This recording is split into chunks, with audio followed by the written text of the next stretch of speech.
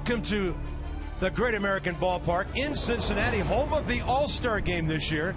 In their history, this is how long the Reds have been around. They've had 100 players make the National League All-Star team, and one of them is sitting next to me. It's Ray Knight. Good to have you with us in a city that you know very well. I love this city, buddy. So many things have happened here that I reflect in my life. My son was born here and all those great Reds teams. It's nice to be back, but I'd rather be with this ball club. All right, let's talk some Nats baseball.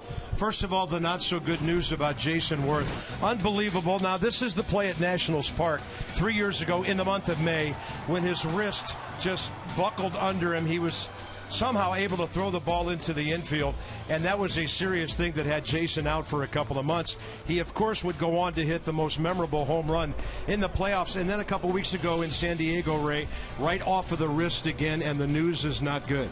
That hurts me just to look at that, and what a crippling loss for this ball club. Not something maybe that we can't overcome with these guys right here replacing them, buddy, but in the clubhouse. He is such a big part of this clubhouse and really sets the tone for this ball club with his toughness and the way he goes about his ability. Early indications are that Michael Taylor will be getting the bulk of that playing time, but I think we'll hear from Tyler Moore and Clint Robinson as well. Two teams going in different directions. Your old ball club, the Reds, are really struggling. They've lost 10 of 11. The Nats, of course, on a big-time roll, and they just won another series. Well, you do it with pitching and defense, and certainly look at that record there in the run differential. Unbelievable. Batting average and scoring, runners in scoring position. There's just no contest. And then look at the starters ERA. They say they've got a lot of good arms here that are coming. There's not a lot of energy in this ball club right now, and they're struggling in so many different departments. But, hey, you look at our ball club, that's the only one we're worried about. They're doing everything right. Pitching, defense, certainly the bullpen, clutch hitting, and then Bryce Harper. Well, people in the press box keep telling me, hey, take it easy on our Reds this weekend. There's still some pretty good veterans over there with a lot of pride. Steven Strasburg, what's going on? Everybody wondering. He's got all the stuff in the world. We'll look closer at Strasburg and some of his recent struggles when we bring you back to Cincinnati.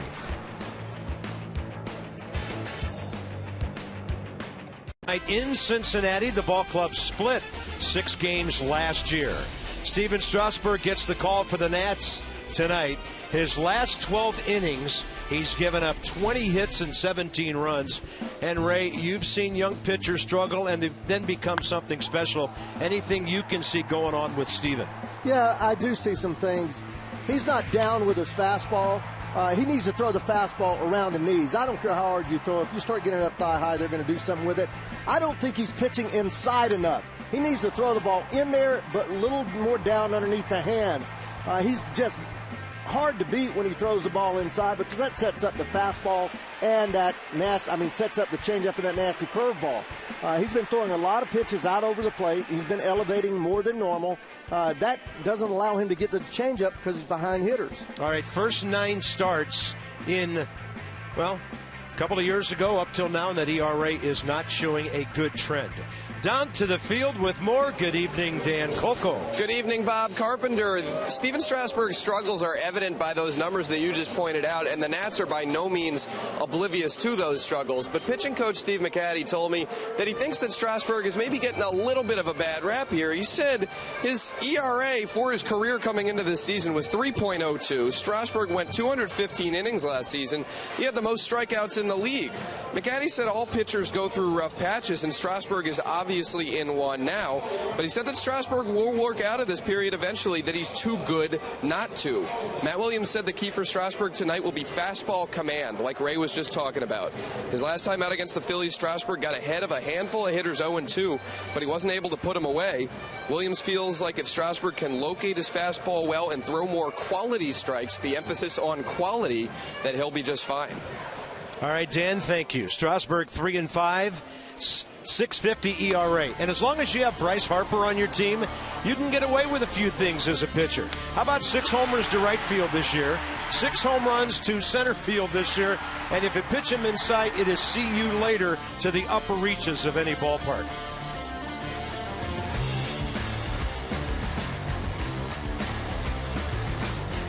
Bank for the achiever in you. By Ocean City, Maryland. Put your vacation days to good use in Ocean City, Maryland. Book now at ococean.com. LandRover.com and by Land Rover, above and beyond. Well, we looked around Great American Ballpark a few minutes ago, and Ray and I were kind of sad to see the number of empty seats. A lot of folks will still be coming in. The Reds do draw well on weekends. Weather, kind of muggy in the area, 82 right now at game time. Humidity under partly cloudy skies at 52%. Possibly some weather tomorrow. We'll worry about that for game 2. Ian Desmond featured in the Nats lineup tonight. 16 doubles, 4th in the league. And with his 3-hit night in Chicago Wednesday, 17 hits now in his 12-game hitting streak. And he's hitting .304 over his last 3.5 weeks. Here's Anthony DeSclafani. Used to be with the Marlins. His first career start against the Nats. I really like this kid. Talking to some of their brass, he has a fastball around 93, runs it in, a lot of sink, a slurvish type slider, a changeup that he doesn't throw a lot, basically fastball slider. Right on time. First pitch at 7:10. And a strike to Denard Span, who's 0 for 1 career against DeSclafani. He has faced the Nats 3 times, but all those were relief appearances. 25 years of age, 6'1", 192. Span hits it sharply, but right there is Skip Schumacher. You might be wondering where Brandon Phillips is. Well, he has a left turf toe that's going to hold him out for his 3rd consecutive game. Defense for the Reds. A lot of changes right now. Bird, Hamilton, Bruce in the outfield. Frazier over there at 3rd. Outstanding defensive shortstop and Cozart, Schumacher, Votto, and Pena behind the plate. Yeah, Zack Cozart, 15 games since his last error. Here's Ian Desmond, low and inside. So Ian, 2 doubles and a single in Chicago, getting hits in his first, 3rd, and 5th at bats. Up the middle, and deep catch by Schumacher, no chance. 13 games for Ian Desmond, now 18 for 50, 360 during that streak. Well, Bobby, staying inside the baseball so well. They try to go inside. They do. A sinker running back. But Desi leads with his hands, gets the barrel to the ball, hits it hard up the middle. The big bounce off the mound's the only thing that allowed Schumacher to get to the ball, but with that great speed, as you said, no chance. Ian Desmond now hitting over .310 in his last 24 games. There's Escobar.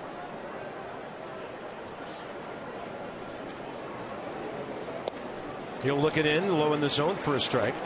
Coming off a series in Chicago when he was just 2 for 12, but he was on base 4 times.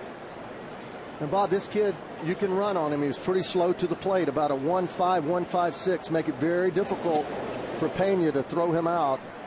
Desi get a good lead, work out make him throw over there. You get what's called a one-way lead, where you get as far off as you can, working your way back to first to try to see his best move early.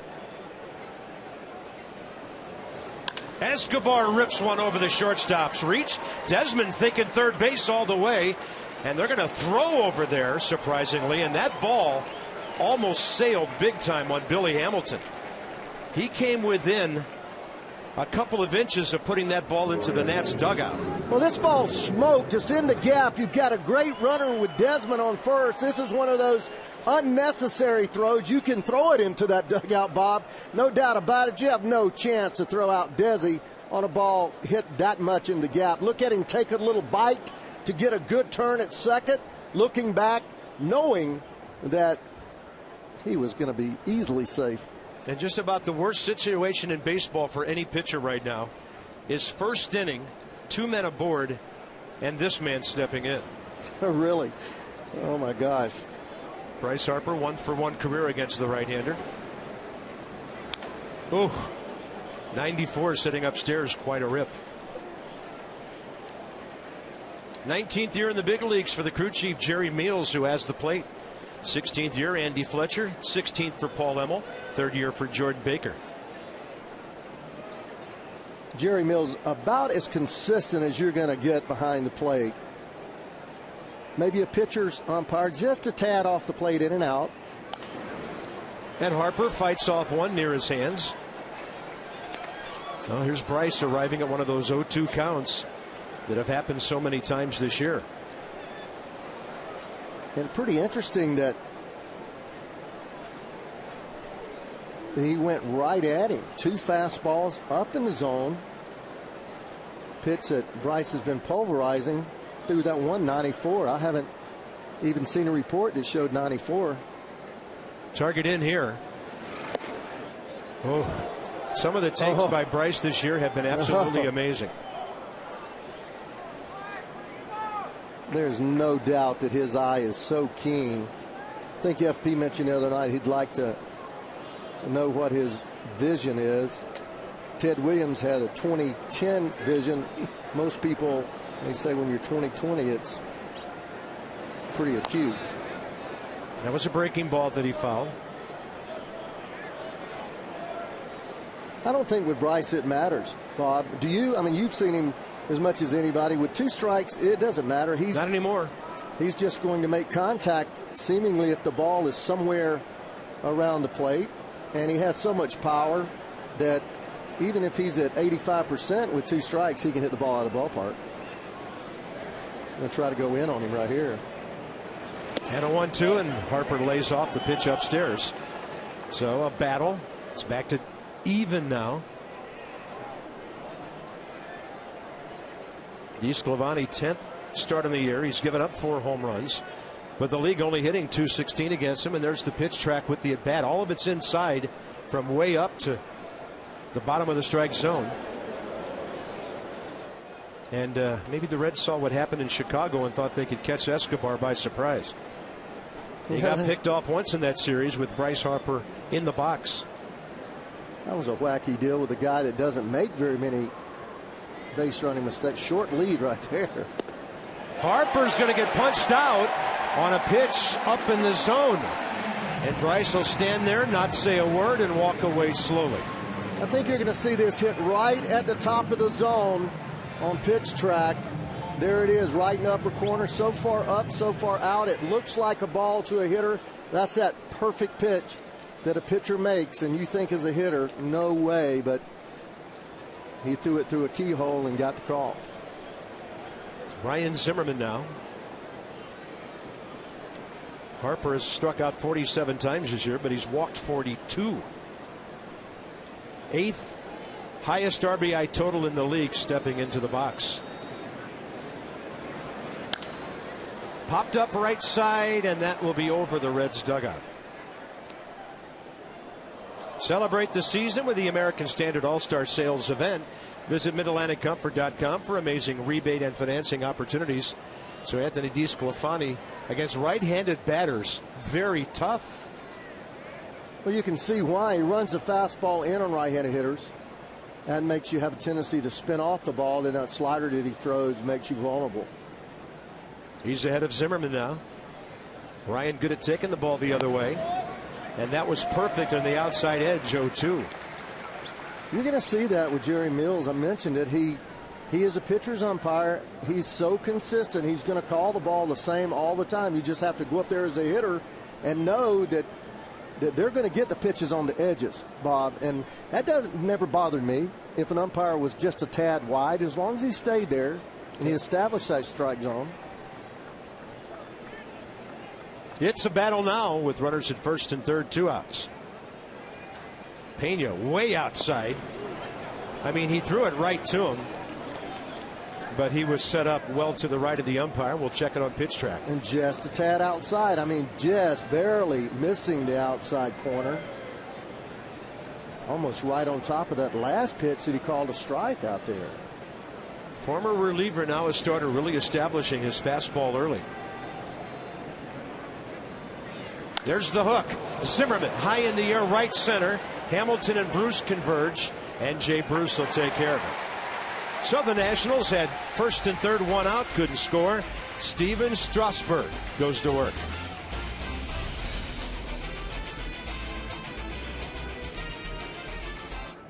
$29,156, 10th in the league out of 15 ball clubs, and former Nat, former a lot of teams. Marlon Byrd, he's come alive in the month of May with 8 homers and 17 RBIs. He's also had 19 career at-bats with a double and a homer against Steven Strasburg. You might notice the absence of Brandon Phillips. And Devin Mesoraco, their catcher, on the DL with a left hip problem. So here's Strasburg, 4th career start against the Reds. Well, let's see if he can throw that fastball the inside third of the plate tonight. I'm not talking about off the plate in. Establish the thing on the inside corner and then wipe people out with that slider and that outstanding changeup. The Reds are hitting .235. Only Milwaukee at .225. Lower batting average.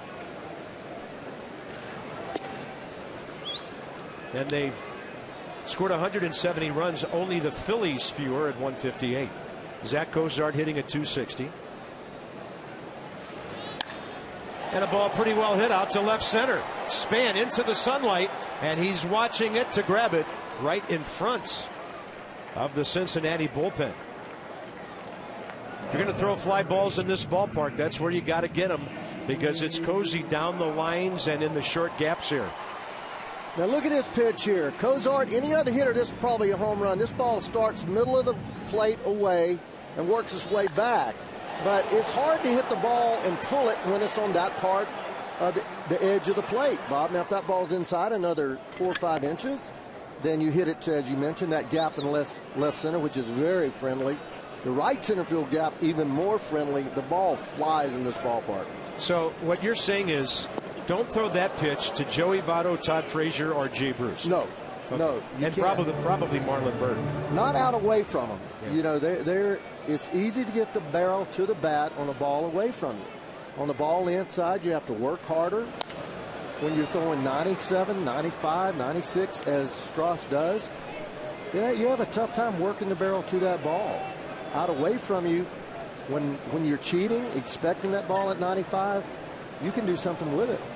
And you saw that short gap in right center, 370. That was designed with Ken Griffey Jr. in mind when he came back to the Reds. Yes, it was. Hard curveball down and in.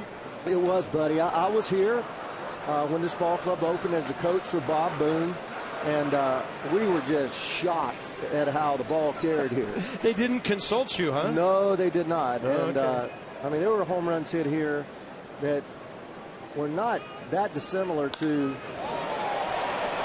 Votto goes long distance. That's not coming back. Ooh. Well, your point taken to the extreme right there. A guy like Joey Votto can hit it out of the ballpark, and that's his 8th of the year. Now, here's a guy that's an inside-out hitter. So when you're inside-outing the ball that's down, you can do something with. Now, watch this pitch. Down, in, and he just throws his hands inside the ball, and you know, all he does is hit a fly ball. And this is not a whole lot different than Wrigley Field. I know at Wrigley Field it says 365 out there, but that 379, I know it's true because we've measured it, but it plays like it's about 355. Well, look out here, another home run guy, Todd Frazier. Only Bryce Harper in the National League has hit more home runs than this guy. That ball is ripped. And this is not a great start for Steven Strasburg's first 3 hitters.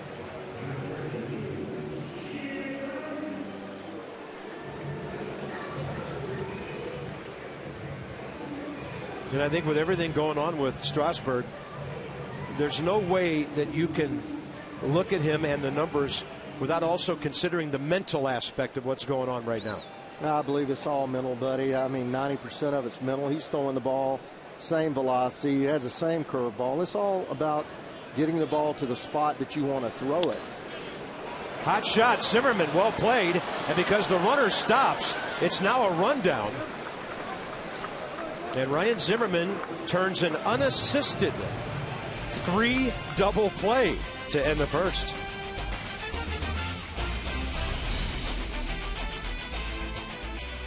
Former MVP Steven Strasburg. The one good thing about that inning, 4 hitters, 10 pitches, 6 strikes. So things did happen quickly. But Joey Votto with the home run, the 171st of his big league career. When the Nats win, everybody does. All season long, when the Nationals win and score 7 or more, 50% off for you. Regular menu price. Online orders, papajohns.com. Enter promo code NATS50. Valid at participating D.C., Maryland, and Northern Virginia Papa John's. Better ingredients, better pizza. Papa John's, the official pizza of your Washington Nationals. Here's Wilson Ramos hitting .273. 0 for 2 career against Anthony DeSclafani, who threw 16 pitches, 12 strikes in a scoreless first inning with 2 singles.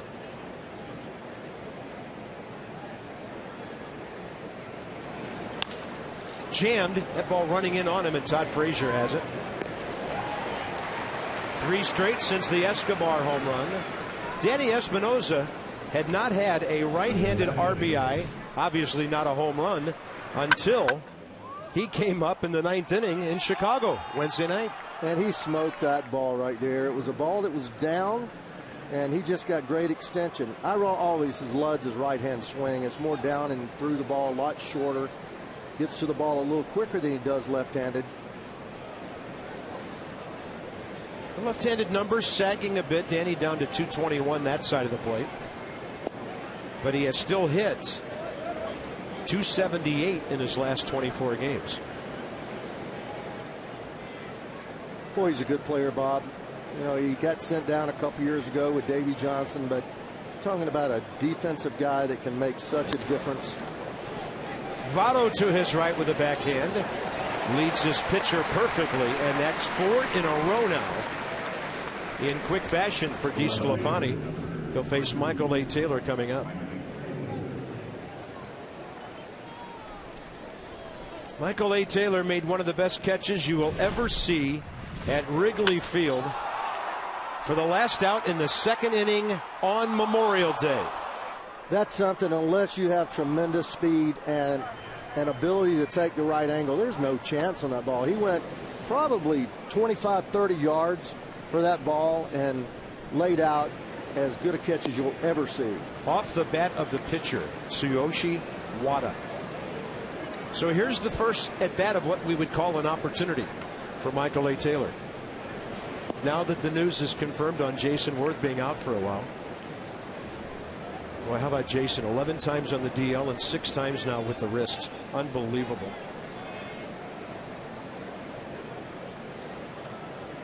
.96 at bats, 21 hits.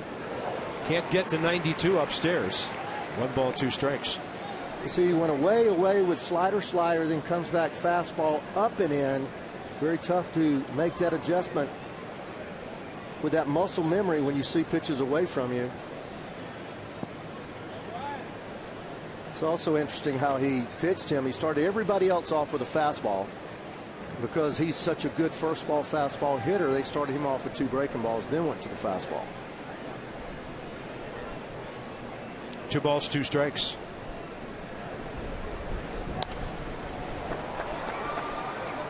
The graphic again on Jason Worth telling a tough tale. 6 times with the left wrist. Since he signed prior to 2011, the Nats basically win just about 6 out of every 10 games. Had a great year last year. On-base percentage was good. Everything good. Taylor pops it up. This will be easy for Joey Votto. Nats go quickly in the top of the 2nd. 5 in a row for Anthony DeSclafani.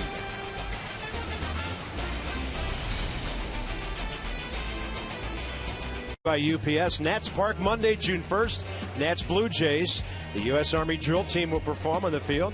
Live performance from the Blue Swamp Romp and Miller Lite scoreboard walk before the ball game. Nationals.com. Purchase your tickets.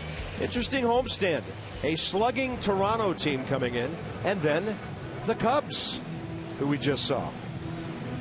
All right, Ray, things were so busy. Bottom of the 1st, no time to set that defense. Yeah, Taylor, Span, Harper, one of the most rangy outfields in the league as they all cover a tremendous amount of ground. Escobar, Desmond on the left side, Espinosa, Zimmerman on the right, Ramos pitching, and big Steven Strasburg throwing that rubber. Against Brian Pena here. As mentioned, Devin Mesoraco on the DL. Left hip has him sidelined. So right now it's Pena switch hitting catcher, and young Tucker Barnhart, his backup. Pena, 33 years of age, from Havana. Pretty good looking changeup, and he got the call, and Pena was surprised by Jerry Meals. Yeah, that was right down the middle. He's surprised by that late movement. That ball is going to work itself back to the corner. Yeah, front door on the breaking ball. That were rather the changeup. That was interesting. He tries to throw another one away.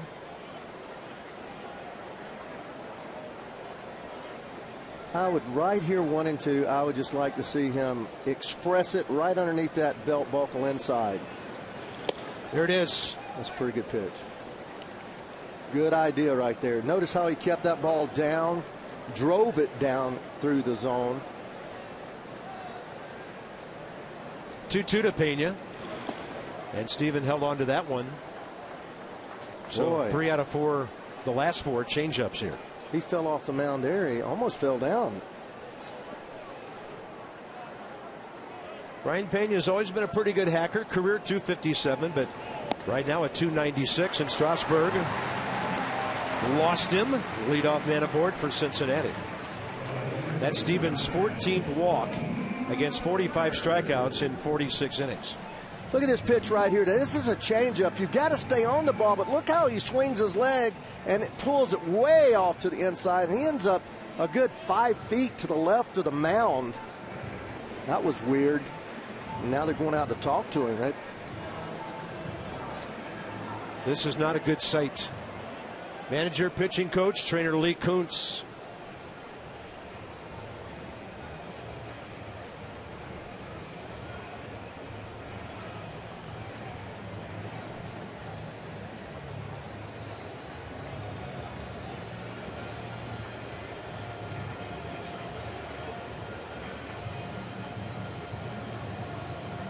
Well, you know, he has had that problem with his back.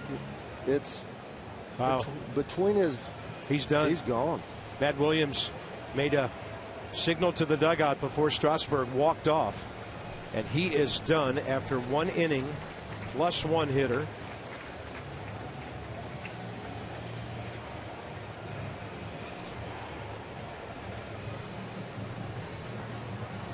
So you mentioned the pitch earlier. And Taylor Jordan's going to get the call here. Right into the clubhouse. Last pitch he threw, Ray. Ball 4 to Pena. Pitch prior to this, he really fell off of it to the left side. There, he misses way to the right, falls off to the left. You see him scrunch his shoulder up there. And he just hasn't been right. Whatever the reason is, whether it's physical, mental, he just hasn't been right this year. And there, once again, he shows it. He shows it by being demonstrative with after the delivery, Bob. Well, Taylor Jordan joined the ball club early this week. Now he will bring his stuff to the big leagues again and have to take over here very early in the series.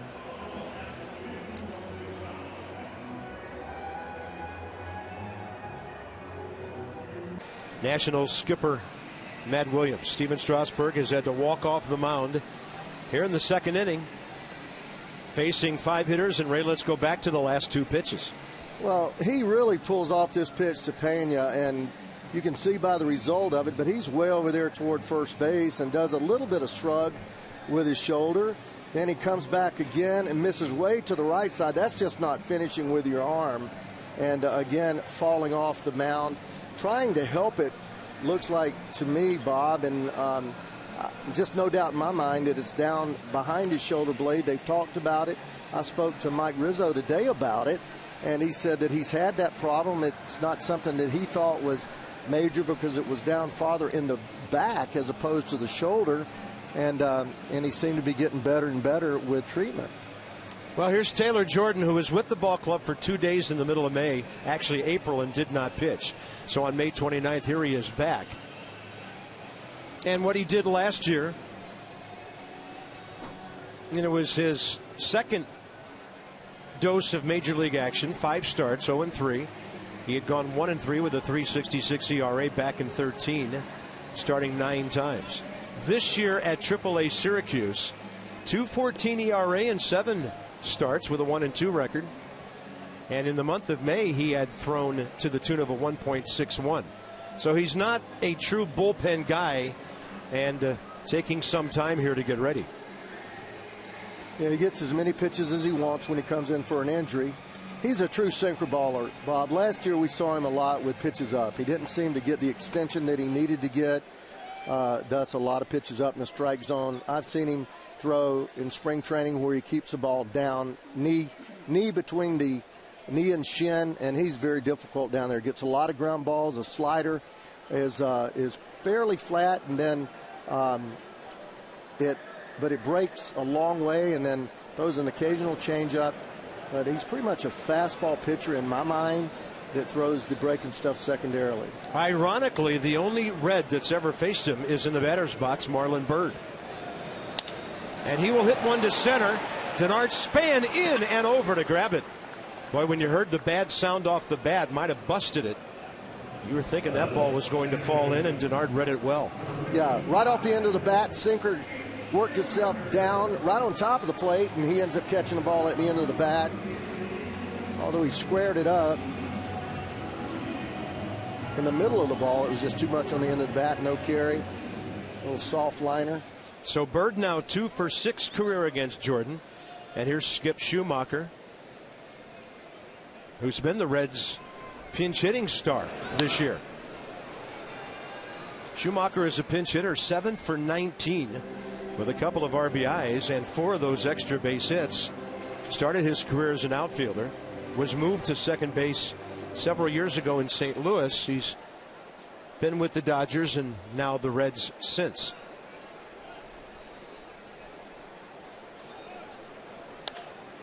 He'll drive it out of play left side. Hits a lot of balls in left field. Doesn't try to pull the ball. Tends to pull the breaking ball between first and second. A lot of soft liners over shortstop. He can drive the ball right down the left field line. Good contact hitter. 35 years of age now. He's done a good job of sticking around by being versatile and effective. Leaving that ball out over the plate, off speed, and Jordan gives up a hit to Schumacher. Pena stops at second, 2 runners aboard with 1 out. And here we come with the pitcher now, because they're batting DeSclafani 8th. Just way too good a pitch with 2 strikes. First of all, he gets it up. He's a sinker baller. He missed that spot about 2 feet. And then you want to throw the ball off the plate another 2, 3, 4, 5 inches off the outside part of the plate. That's right over the outside corner. You must make pitches 0-2. Guys are going to hammer you if you throw the ball anywhere near the plate, Bob, because they're more aggressive. You're more aggressive with 2 strikes than you are 2-0, because 2-0 you're looking for a ball in one area. 2 strikes, you're looking for anything close. So here's DeSclafani, could be bunting. He does not have a career sacrifice bunt. And that's a wild pitch that'll serve the purpose of the sacrifice and move both runners up. Wow. I suck at that. Wow.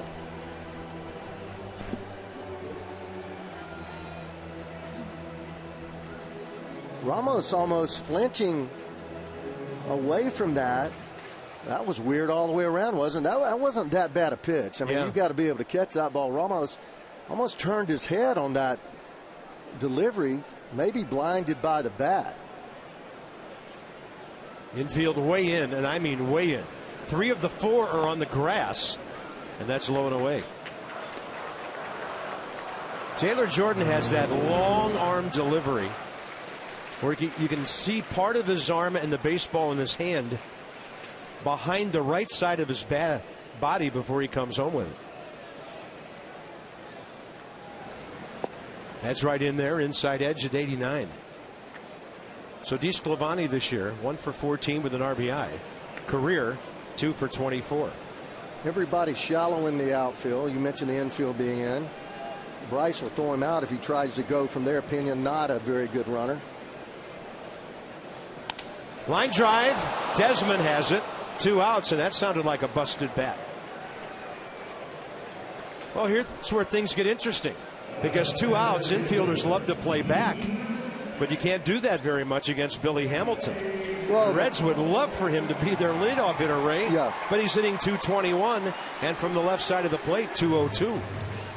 Yeah, he hits too many fly balls. He has to hit the ball on the ground. When you run like that, you hit the ball on the ground, you're going to hit .250. Last year, that's exactly what he hit. This year, just cannot get the ball on the ground. He's not a guy that walks. He's up there to swing the bat. Third base cheating in the way he should be, taking away the bunt, making him swing the bat. Everybody else pretty much normal in the infield. Yeah, Escobar probably 75 feet away on the left side of the infield. There's a tapper to Danny Espinosa. Good job by Taylor Jordan. He gave up a hit. Didn't give up anything else. So Strasburg threw 16 pitches. 1-0 Reds.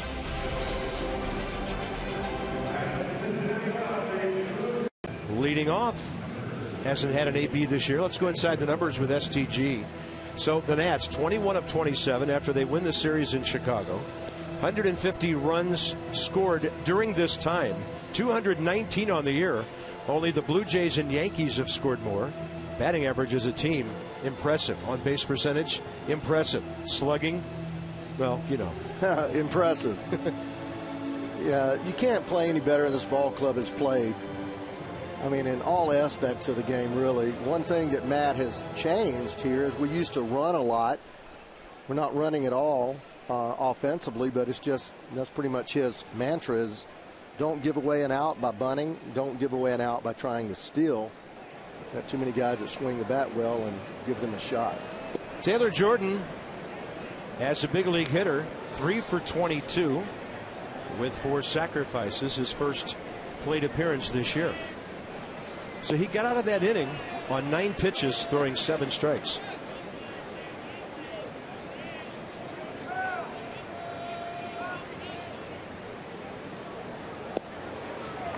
Pretty good breaking ball by Anthony DeSclafani. First 2 innings, 26 pitches, 19 strikes. Mostly fastballs. Yeah. Good take by the pitcher.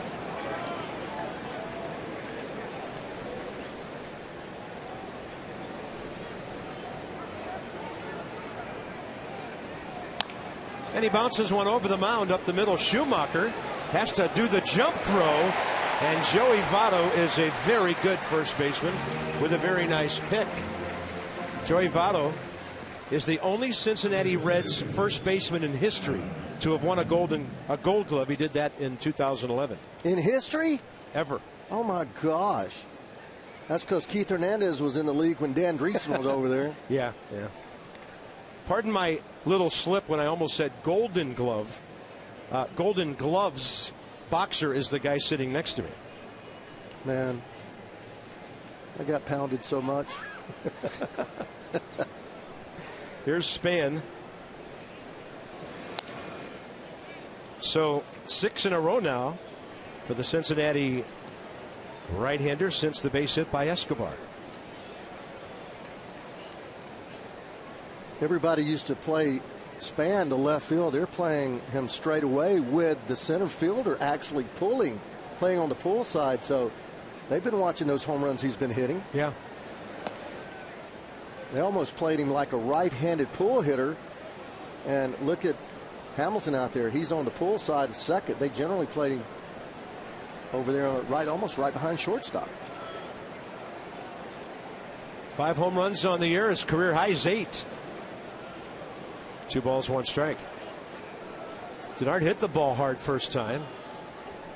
Hot shot to Schumacher at second base.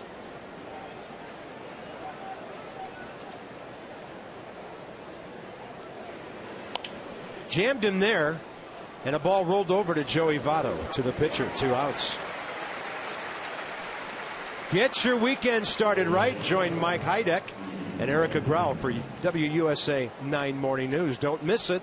That's tomorrow and Sunday morning starting at 7 a.m.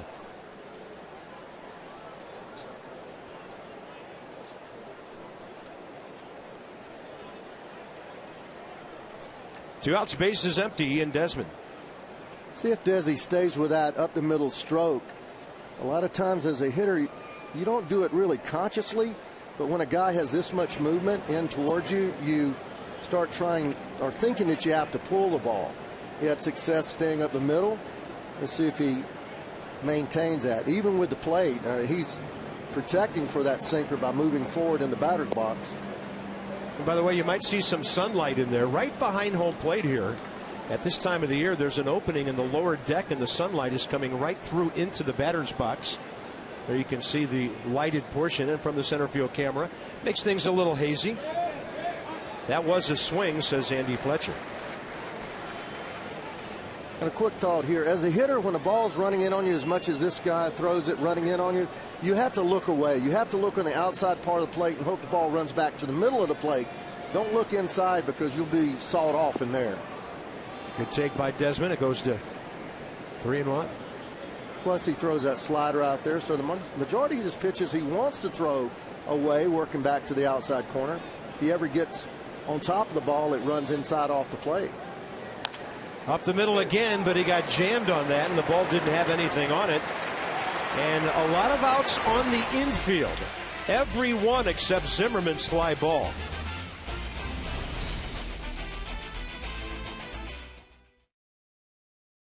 Steven Strasburg was hurt. There was some loud contact in the first inning. There certainly was, Bob. He was getting the ball down, but everything middle of the plate away, and then all of a sudden, man, he pulls off the ball and was laboring. You see the shrug there, and then this ball outside, he shrugs again. Obviously, it's something the upper part of his back or shoulder, but you're only shrugging when something doesn't feel good from neck down to about middle of the back. So I'm going to go out on a limb and say that.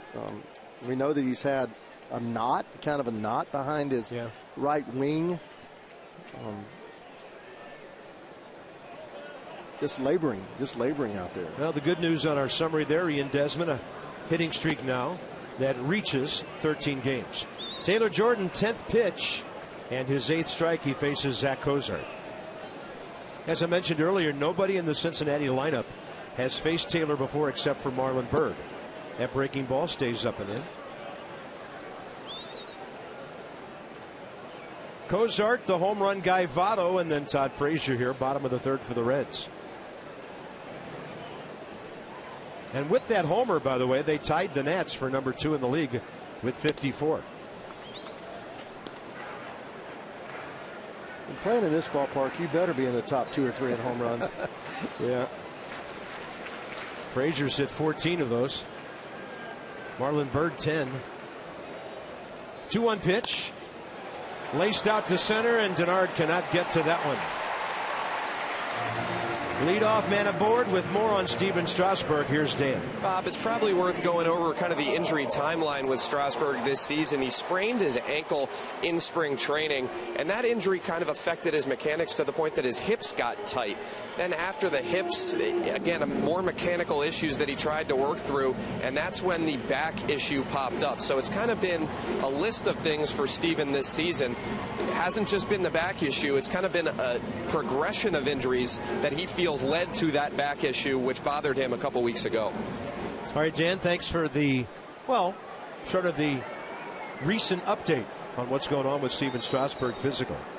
How about the power hitters the Nationals have faced in the number 2 spot this week? Chris Bryant and Anthony Rizzo in Chicago, and Joey Votto here. On the outside edge for a strike from Taylor Jordan. We have Addison Russell hitting ninth. You have Billy Hamilton hitting ninth. That sets it up for Votto, who becomes a 3-hole hitter after the first time around the infield. Yeah. Only first time around the batting order.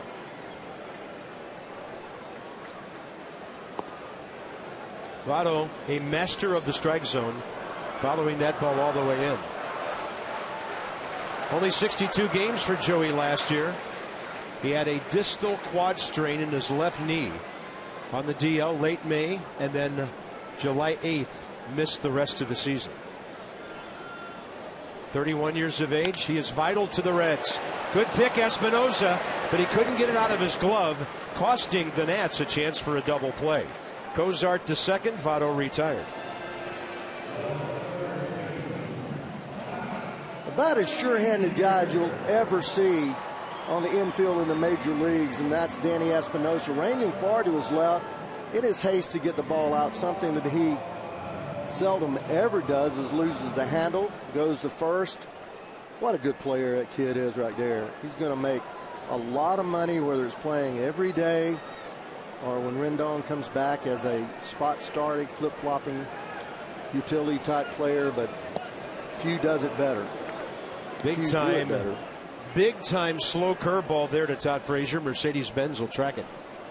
Yeah, the breaking ball hanging inside, and he just can't get to it. A lot of times that backup breaking ball will, one of the best pitches in the game. You see it, you think it's going to break, and it ends up right on your hands. Nice pitch right there. Best fastball of the day, 93. Frazier clean single through the left side first time. Batting average just over 260, but he's hit just under 310 now his last 22 games after a really slow start.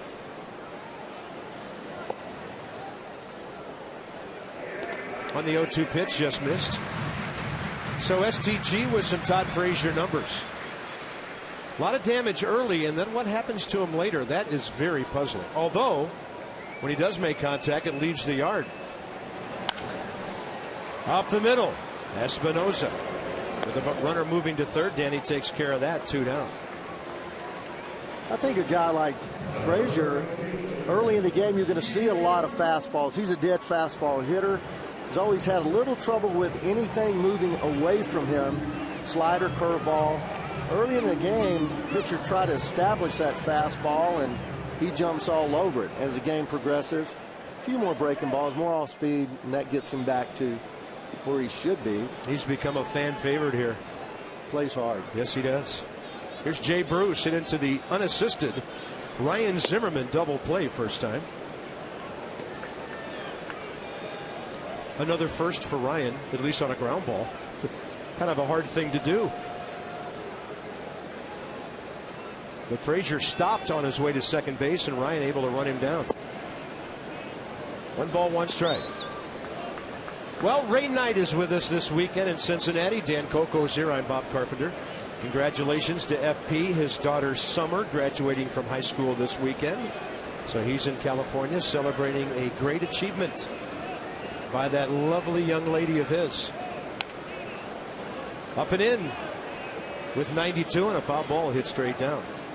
You weren't too excited when you found out you were coming to Cincinnati, right? I'm always excited to come out here and do these games. I love being with the ball club. Cincinnati, obviously, place that I kind of was wet behind my ears. Came up here the first time at 19 years old, and lived here 3 different times, Bob. As a player, as a coach, as a manager, and then as a coach. So yeah, great city, and yeah, always fun to be with the team. Well, I did hear somebody today say, is Ray Knight moving back here again? Nope. If it wasn't so cold in the wintertime. But yeah, that breeze comes down the Ohio River. I'm having a great time in D.C. and enjoying that so much. Target in here on 1 and 2. And Jordan goes in there on Jay Bruce. Counts even.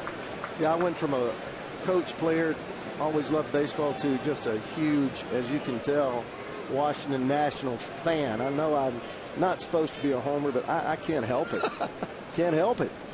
2-2, target away. Jay Bruce reaches to stay alive.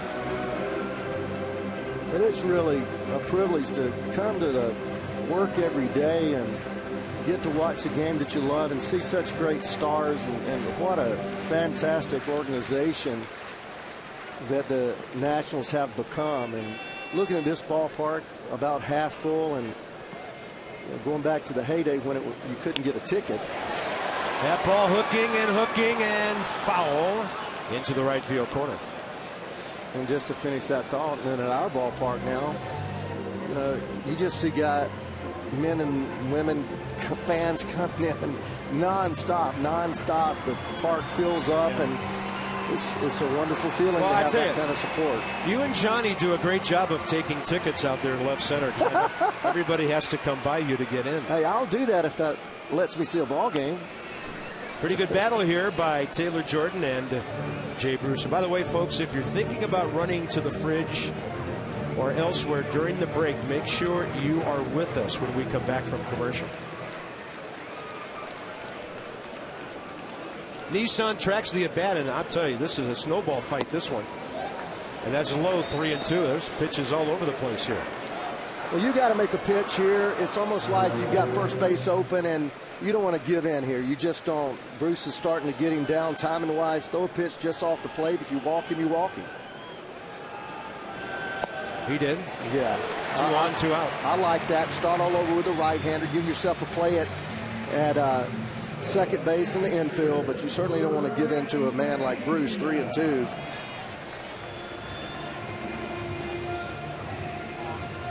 Yeah, so Brian Pena, the switch hitter, but not the danger guy that Jay Bruce is.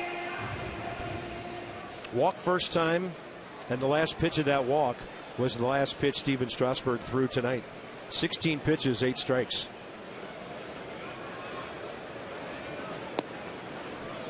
.82 on the change in there, outside edge. Outstanding motion on that changeup. Looks like a fastball. Throws it right there. That's unhittable, folks.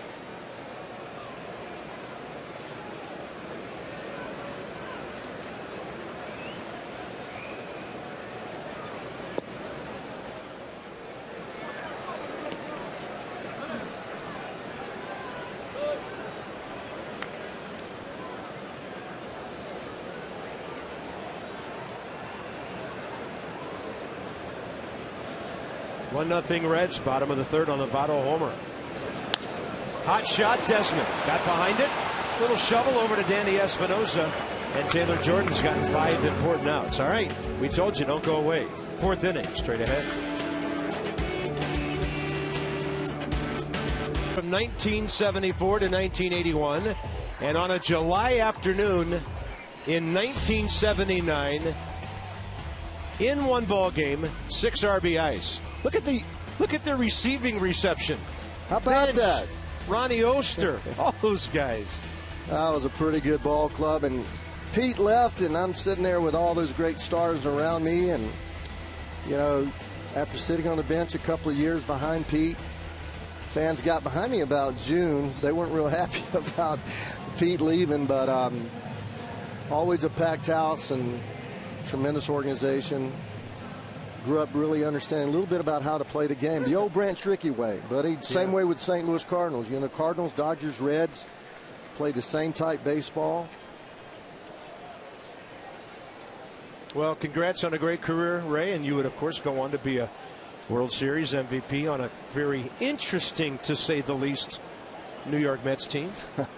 You guys just loved each other. Got to have a little spark in that clubhouse, though, don't you? Little soft base hit, and Escobar 2 for 2. A man's aboard for Bryce Harper here for the second time around in the 4th inning. Sinker inside. He wanted to get this pitch away, and it actually is a breaking ball. Wanted it away. I thought it might be when Pena was signaling for that pitch down and away.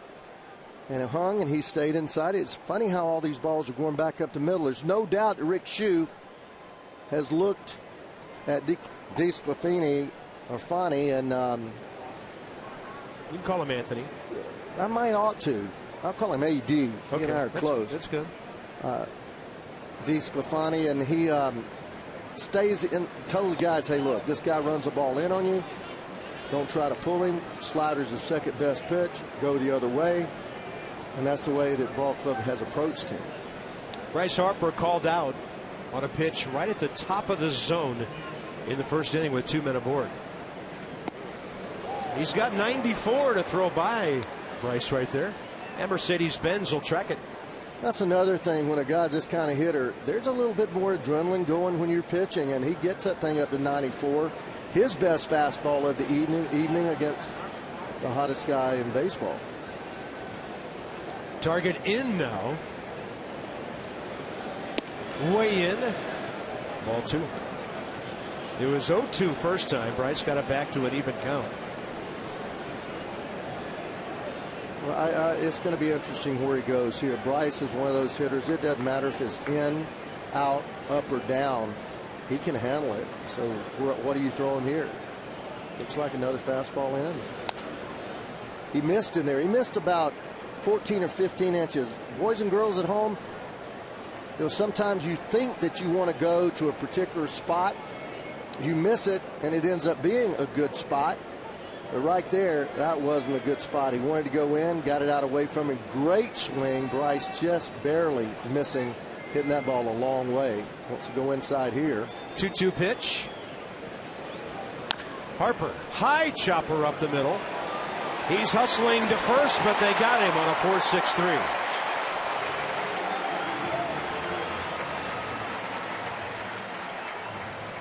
Well, Bryce Harper's going to be seeing everybody's best bolt as he goes through the middle of this season. Yes, he is. Got a ball to hit, but he tried to pull it. That ball running hard away from him. When you try to pull it, you'll come over the top of it with your top hand, and that forces the bat barrel to kind of flip over the ball, creating top spin, and almost invariably you will hit the top of the ball. Bases empty, 2 outs for Ryan Zimmerman. Fly ball to right first time. That was the last out in the first when the Nats put runners at the corners with 1 out.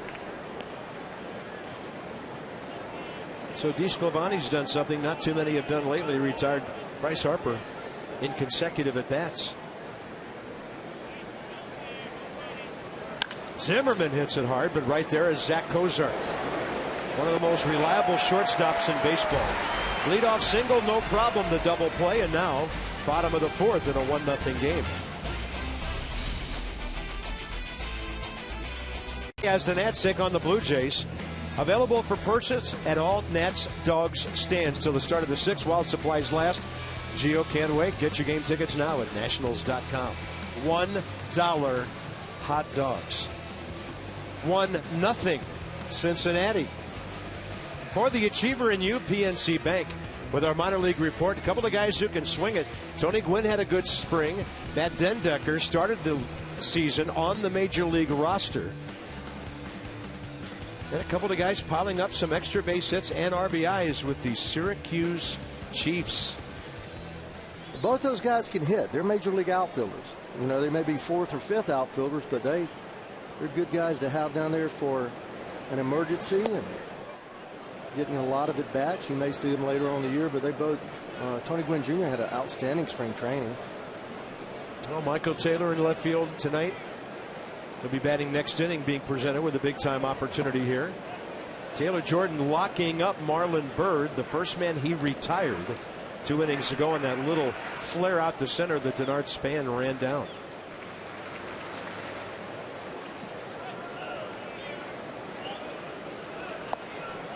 Dropping that one under his bat, 1-2. There's Tyler Moore. He'll be heard from during this coming time. Man, he's a good hitter, boy. He just has not had much of an opportunity, but great stroke, great attitude, great slider. Yeah, breaking ball down and away. Well done. Outstanding little slider there. Taylor Jordan, first strikeout. Look at the bend on this slider and also the depth as he starts it just above the kneecap, working its way to the plate. No chance. That's after running that fastball in on his hands. One pitch sets up another. It's amazing how that happens if you put it in the spot that you want to get it in. Here's Schumacher. 0-2 pitch. He singled to right first time up. It's the first strikeout of the evening for a national pitcher.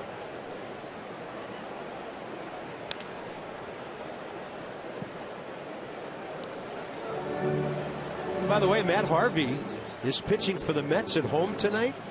And the Miami Marlins are up 4-1 in the 5th inning at Citi Field. Nats are a game and a half up on the Mets.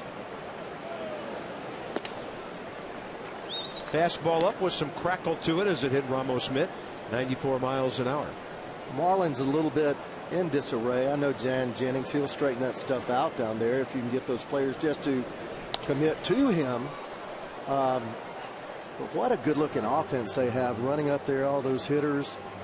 Stanton and Osuna just back to back, and Gordon having a career year. 2-2 pitch. National League East standings. Braves a game under, 5 back behind New York, then the Phillies, and then the Marlins, who've lost 3 in a row again. Phillies have dropped 4 straight.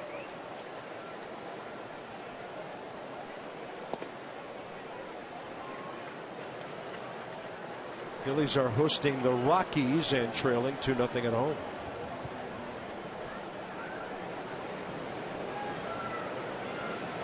(3-2) with one out. Jammed him enough.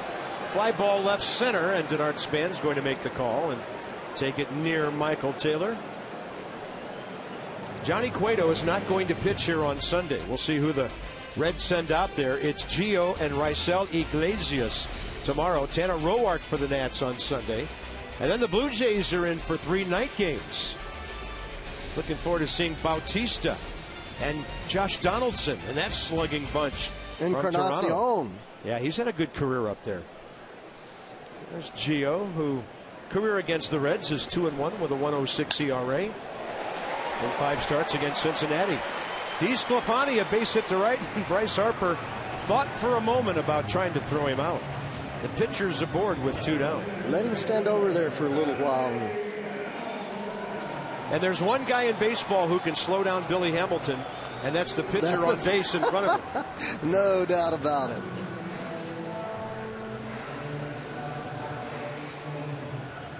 Bouncing ball to Danny Espinosa, first time up for the final out in the 2nd inning against Taylor Jordan. For the Reds, their 5th base hit.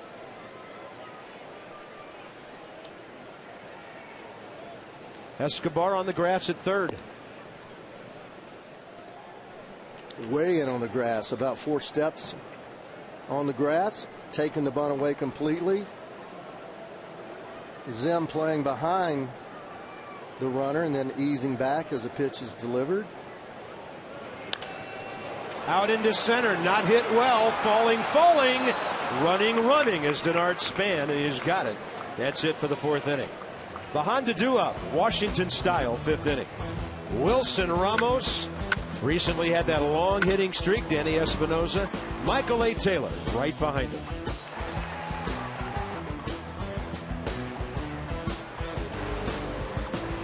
Five in Cincinnati. Yoga fans, Nats fans, come out to the ballpark Sunday, June 7th. Inaugural yoga in the outfield after the Cubs and Nats at 4:05. It's a 45-minute session. That's easy for those of you who usually do the 60 minutes. You'll receive a Nats yoga mat. Get tickets for this special event at nationals.com/yoga. So you need a special event ticket for that after the game. W's all over the place here. That kid's looking for a Bryce Harper foul ball up there, or a fair ball somewhere. Wilson Ramos, since his hitting streak ended, the big homer in Chicago on Monday, but that's his only hit in his last 23 at-bats. Yeah, they've been pitching him very tough. You know, he jumps on the first pitch a lot, and they haven't been throwing too many pitches down the middle of the plate. See how he swings at that first pitch a lot? I think that's gotten around the league, and he was hammering that thing to right center field. Now they're throwing it inside. It's not really where he likes the ball. He likes the ball out away from him, and then they go to work with breaking balls off the plate away. And Ray, you know this, they'd love him to put that low and inside first pitch in play, because that's a rollover ground ball to the left side. Yeah, he does not like to pull the ball, certainly not sharply. And what I mean by sharply, I call it rank pull, where you pull it maybe in the hole toward the line. His pull is usually straight away left field, unless it's a slow breaking ball. I mean, he's built that swing to right center. That's why he's such a good hitter. Pitch up, and he was jumping all over 94. He got away with that one right there.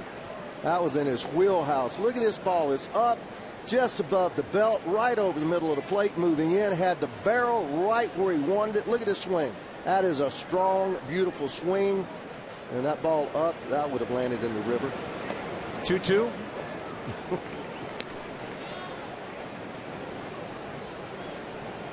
Escovani's given up 4 home runs this year in 56 innings. And the league coming in only hitting .216 against him. He doesn't throw too many balls center cut. Everything tonight has been inside 4 or 5 inches of the plate and then down and away. Ramos puts a charge into it. It's hooking away from their center fielder over Billy Hamilton, and Wilson Ramos to the deep gap in left center. The Nationals' 4th hit and their first extra base hit.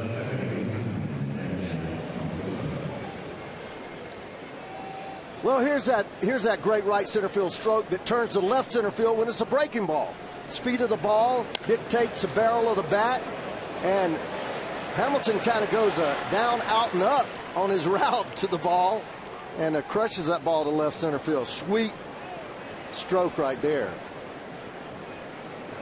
Yeah, you can't outrun the ball on a batted ball like that, and that was interesting by Billy Hamilton. Well, it's a 1-0 game. You have to at least advance the runner here. Number 8 man coming up. Danny Espinosa will be looking for something he can at least pull and maybe drive somewhere. He's driven in 14 runs. For me, this is a great time. If you can drag bunt to the second baseman's way deep, he's going to have to beat Danny there. You get the ball by the pitcher. Even if you're out, you get the runner to third base. You may, in the most positive scenario, have first and third,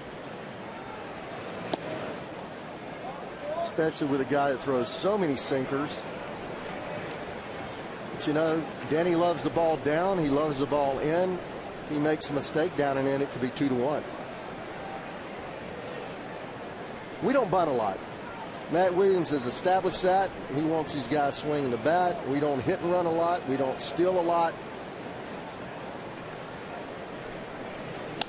Espinosa gets under one, pops it up right side. So Joey Votto for the first out.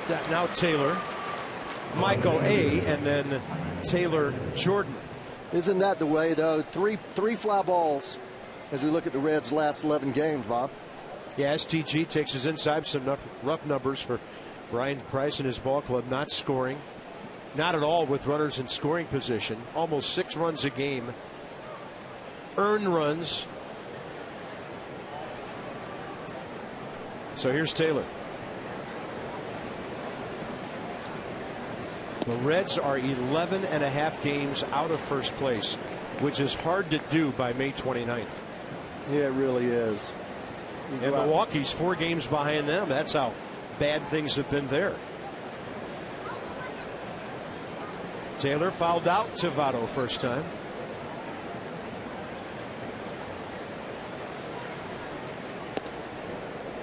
.85 on the changeup, stays up and in. Bob, one thing when you don't run well, you've got to get a big lead at second base. The outfield is deep. You can score here, especially with the hitter next, but your second baseman is abandoned. He's gone. Shortstop's gone. Look how short that lead is at second. He needs to get another 6, 8, 10 feet off of that bag in order to have any chance to score on a base hit. It's low. Ramos did extend it a little bit as the pitch was made. Well, that's natural. That's called a secondary lead, but the second baseman dictates the lead, and we're always taught that you get as far off as the second baseman is. The third base coach has got the shortstop, and the second baseman is a good 30 feet away. You're not going to get that much lead, but certainly he's got a little bit more now, but still that's way too short a lead to have a chance to score on a base hit. 3-0 to Taylor. Taking all the way in the number 8 spot. Now we'll see if he sees any more fastballs. Michael's been susceptible to the hard-breaking ball down and away. Well, he's got to lock in on that same pitch, right down the middle, look in that one area, and unload to that one area. Anything else, he just spits on it. Attaboy. Yeah, takes the slider, cutter low, 2 on 1 out. And that will give Taylor Jordan now a chance to bunt a couple of runners ahead.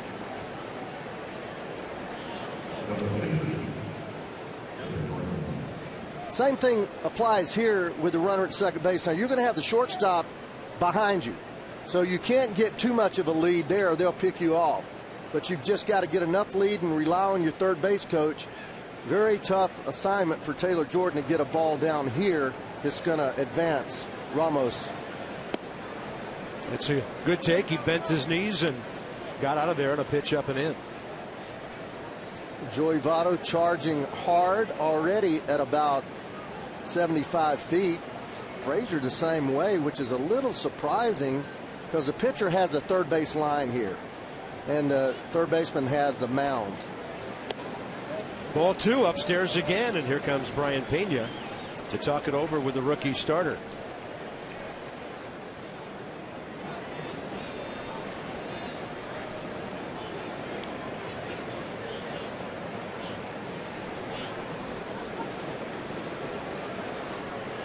Bob, I'm just going to show you here. When the pitcher, he has the third base line, he comes right here. The third baseman, he then covers anything back in here because you've got plenty of time to make the short throw here. So you should not be this shallow at third. You should be back in case he does swing the bat. The pitcher's got the ball bunted down the line. Then as a third baseman, it's almost like he's thinking about a double play here, being that tight to the hitter. Yeah, possible, yeah. 2-0.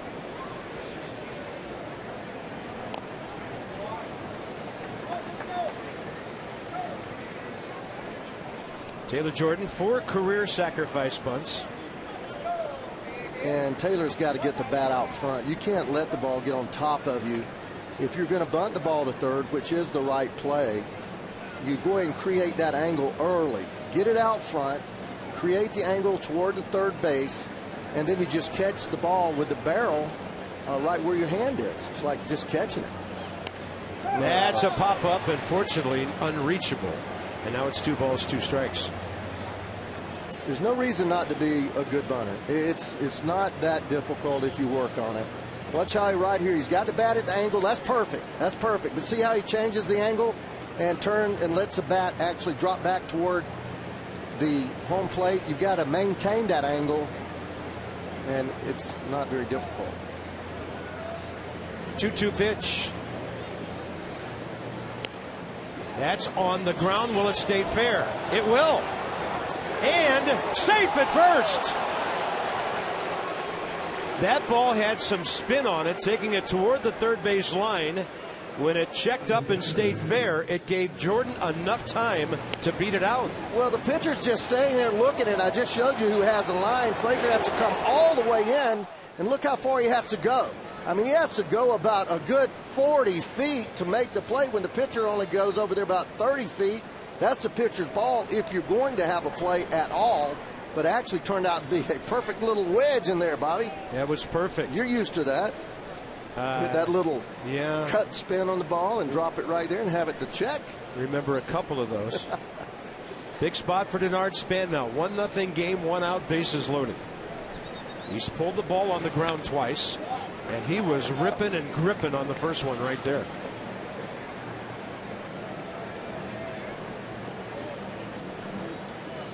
Double by Ramos. Walk to Taylor. Bunt single by Jordan. Everybody straight away. Double play depth. Shortstop a tad deeper. A little half step deeper at short.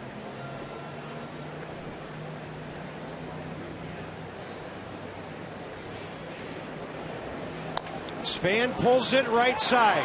Votto double pump coming home. That took a while, and that was not close at home plate at all. Ramos retired, 2 down. Well, when you have the infield that deep, the same thing applies at third. You get a big lead. He's not far enough off the bag there. He has no chance to score on this ball. I mean, you got to run 80 feet. If you take a good lead at third base, you're only running 65 feet, and that would make that play difficult. I don't care if you hit, catch, throw. Base running is a huge part of the game. I don't care how slow you are, because I was slow. You can be a good base runner, but we just were not aggressive enough there on our lead at third. Now it's up to Desmond with 2 outs, and the 95 is right in there. Ian Desmond tonight has extended his hitting streak to 13 games. That was a base hit over the mound. The next time he bounced out to the pitcher, as DeSclafani got in on his trademark. Way inside, 1-1.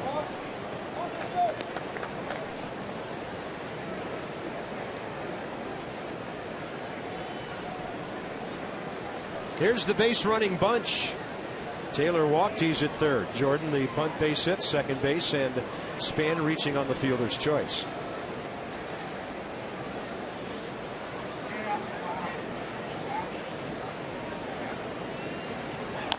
Desmond a chopper, third base line.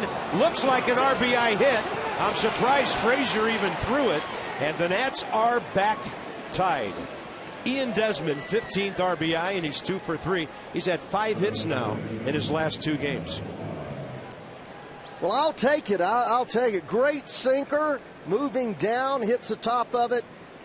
Frazier playing back, making sure that he's going to be able to knock the ball down to make sure that no more than 1 run scores. No chance, as you mentioned, partner. Should have just put that one in his pocket, but Desi comes through once again. There's Escobar, who's 2 for 2. If he keeps this inning going, you're talking Bryce Harper here in the top of the 5th.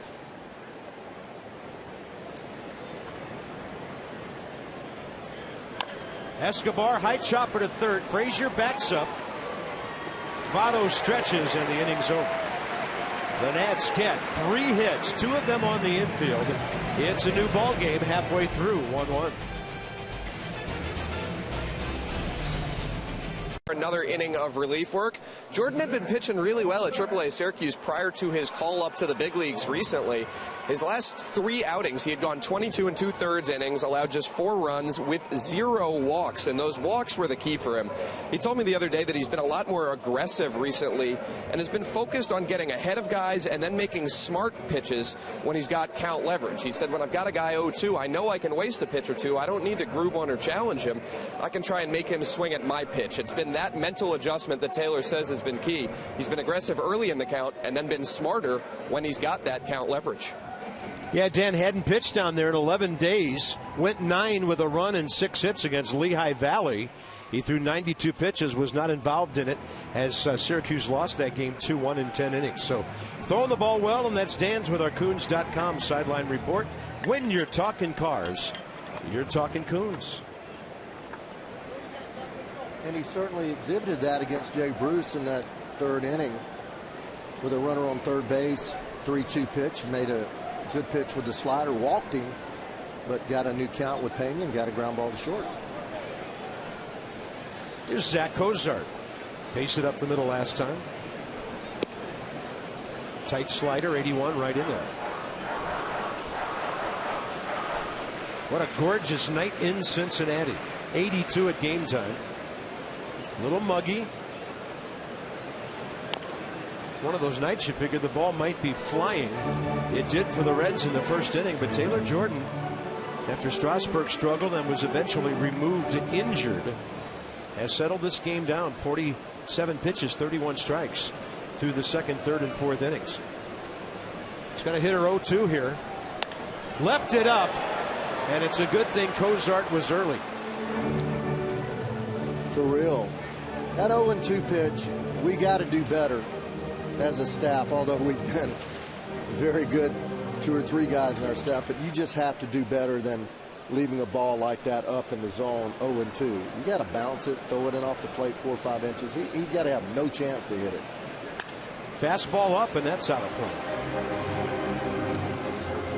Inside the numbers with Jeep. The Reds score 46% of their runs on homers. The Nats 40%. The highest.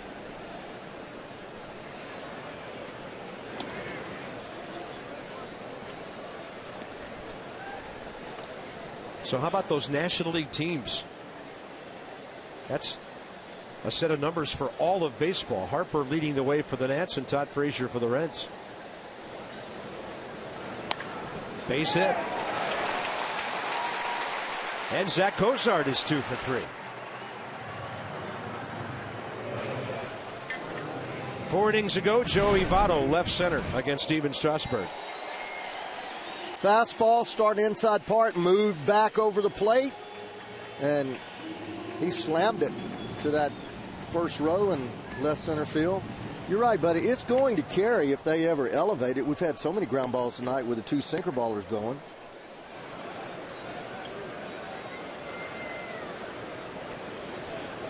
I shudder to think what would have happened if the Big Red Machine had played in a ballpark like this. Oh, my gosh. Or Ray Knight, for that matter, because I know you hit a lot of balls off that, 10-foot high wall at Riverfront? Yeah, I think it was 12-foot high. That high, huh? Yeah. Wow. I hit a lot of line drives. I didn't get the ball up that much, and this ballpark, line drives carry out of it, and it makes a 15 home run guy a 25 home run hitter, no doubt. Votto's hit 8 now.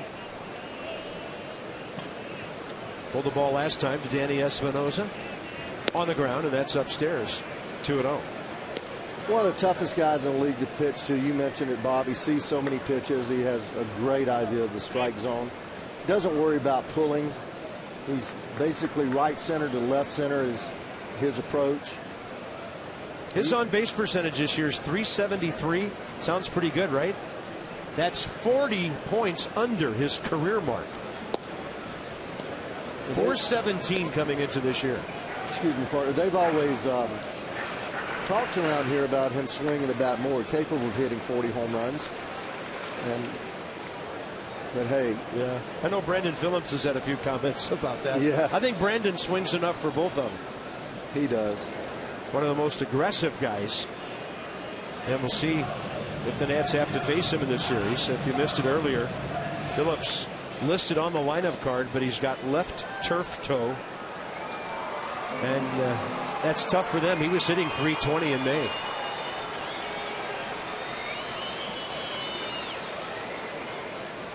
Two balls, one strike. Joey Votto to center. Span back. He's going to have room. He'll wheel and fire into second, knowing that Cozart is tagging. And Zack is there with one out, and Joey Votto almost went yard again.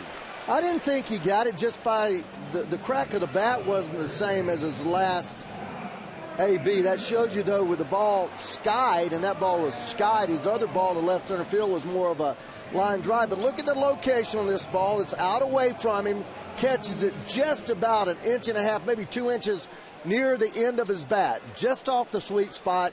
And as a result, he hit it about .395. Todd Frazier next. Left-handed Jay Bruce after him. So the Nats have just tied the game. Can Taylor Jordan get the scoreless inning in the 5th to keep this thing tied, because Harper, Zimmerman, Ramos go next half inning.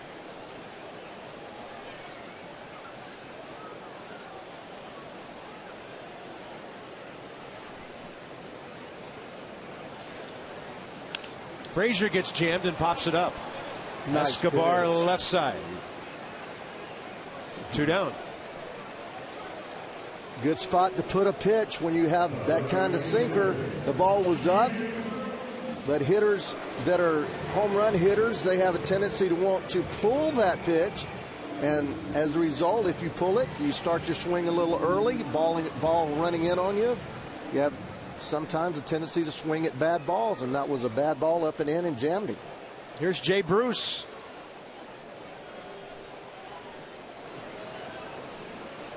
Has bounced into a double play and walked. Taylor Jordan with an 82 in there. Throwing that slider for a strike, I like it. A guy, first ball, fastball hitter like Jay Bruce, you throw him the slider or curveball, very seldom will they swing at it.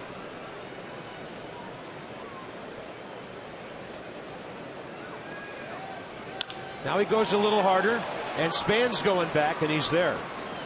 Leadoff single, no problem for Taylor Jordan. He has now pitched 4 scoreless innings in Major League long relief.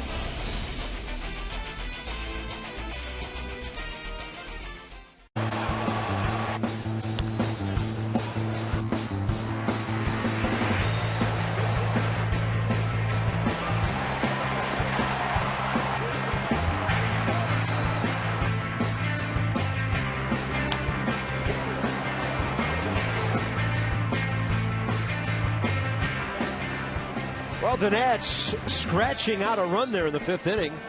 And then Taylor Jordan gives up a base hit and then shuts down the Reds. Never stop improving. Loads. Highest on-base percentage plus slugging in May since 1914. Oh, my God. Babe Ruth's on that list. Helton in Colorado.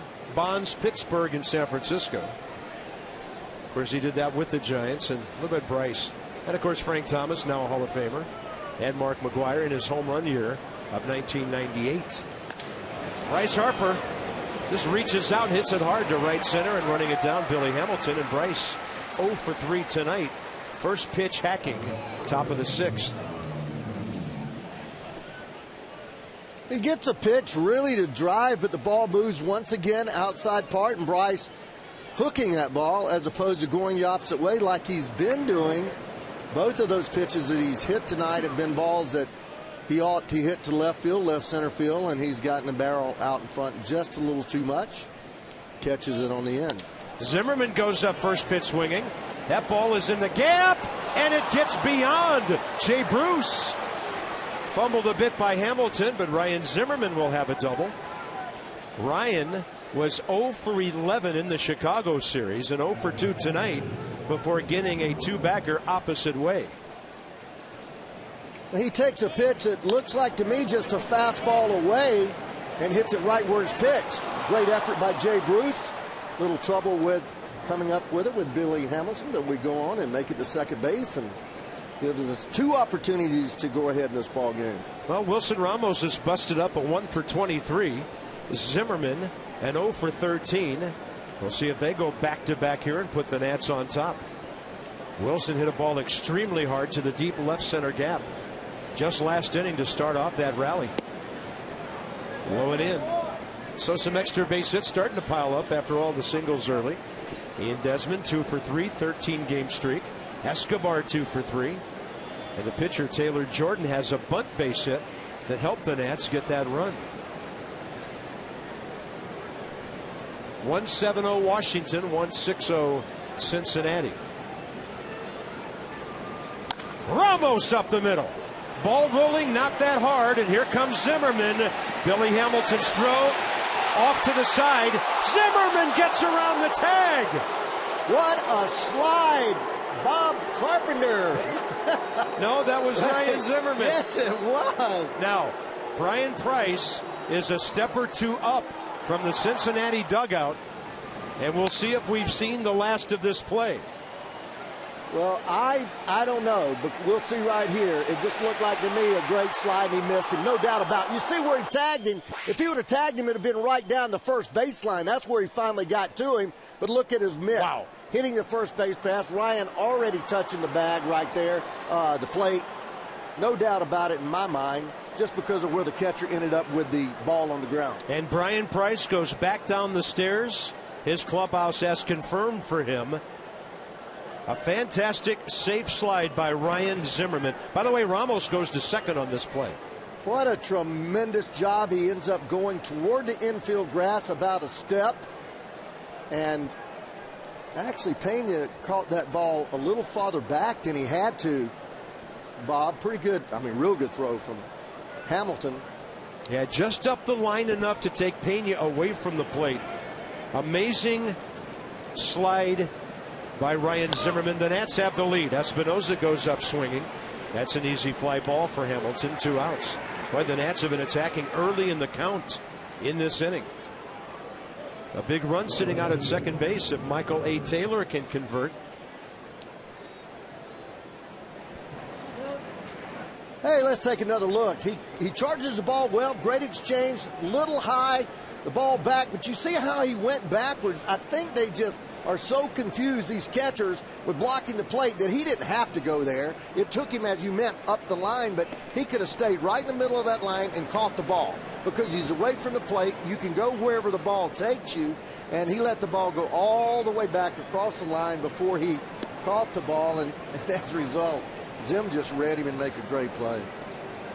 Well, they were walking Taylor before anybody was on deck, but now Taylor Jordan comes out. So it'll be first and second, 2 outs. And Jordan Taylor will have his 3rd at bat of this game. Taylor Jordan. That's gotta happen once a game, right? Oh, it happens to me all the time, man. Folks, don't give your kids last names for first names. It's really confusing for announcers. All right, 2 on, 2 out. Taylor Jordan, a ground ball back in the 3rd. The bunt base hit.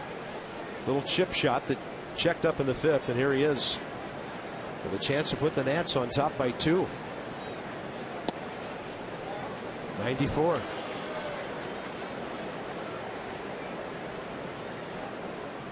Zim's a guy that runs about average, major league average, but it shows you he never makes a base running mistake. And that deal about you don't have to be fast to be a great base runner. And he may be the guy that you look at because he just certainly runs the bases so well. Can go from first to third, tag up from third and score. Taylor Jordan into right field. Jay Bruce underneath it. Now the Nats have scored in 2 consecutive innings. 2 hits, a walk. They've stranded 7. Ryan Zimmerman's brilliant split-second decision gives the Nats a run. Put the Nats on top, and why not come out to the ballpark next Thursday? The Nats and the Cubs starting at 7:05. First 25,000 fans receive a Ryan Zimmerman bobblehead presented by PNC Bank commemorating his walk-off homer on the first night of Nationals Park history. March 30th, 08. Go to nationals.com. Get your tickets, get your bobblehead, and everybody in your house will run the bases better. Do everything better. He is one of the most intelligent baseball players in the league. And Ray, why don't you share with us your thoughts on what you've seen from Ryan at first base this year? Oh, I don't know that he could play it any better. He looks like he's been over there forever. You know, he's such a great athlete, buddy, with his hands as good as anybody. And over the last week or so, I was concerned a little bit about his throwing because that's what we had problems with before. But he has just made such a great adjustment with that. Getting rid of balls quickly to second, always accurate. Did that 3.63 the other day, which is really tough to do. Shows great range, and even with leading the pitchers to first base, does it like a quarterback. Nobody throwing in the Nats bullpen as the bottom of the 6 rolls around. It's Taylor Jordan against Brian Pena. Rips it right there. Oh my. Yeah, he's okay over there. The glove has always been magic. One quick out, Marlon Byrd, Skip Schumacher, the next 2 Reds. You're not going to find anybody that has better eye-hand coordination than this kid. Ball smoked, 2-hopper, catches it on the short hop like he's just picking it. Golly, he is so good. Wouldn't that be something if he could win a Gold Glove at 2 different positions someday? Well, he could. He could. There's no reason. I don't know anybody better over there. The toughest thing probably is the bunt plays where you're holding a runner on and you have to leave and make sure that the pitcher pitches, and he's done that well. And then catching throws from the infield. 1-0 and a big time drop on that curveball. I mean, if that's a slider, that thing went straight down. 81. He got on top of it. He got on top of it. I haven't seen that pitch tonight. I believe that is a curveball. He's been throwing a slider. He decides to break it out. Whatever it is, he ought to throw it more often. That's a really good pitch. Tough to hit when it's working its way straight down. Kind of interesting, Jordan. He'll sit at 89 quite a bit, but we've seen a couple of 93s and 94s tonight. 2 balls, 1 strike. 3-1 now. Reds have had at least a hit in every inning. Cozart, their shortstop, leadoff guy, has 2. Votto's homer in the first, their only run.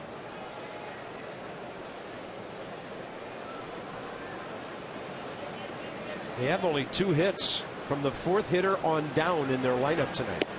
And he holds on to that one too long and jerks it outside. Taylor Jordan with his 2nd walk. That'll bring in the left-handed hitter Schumacher.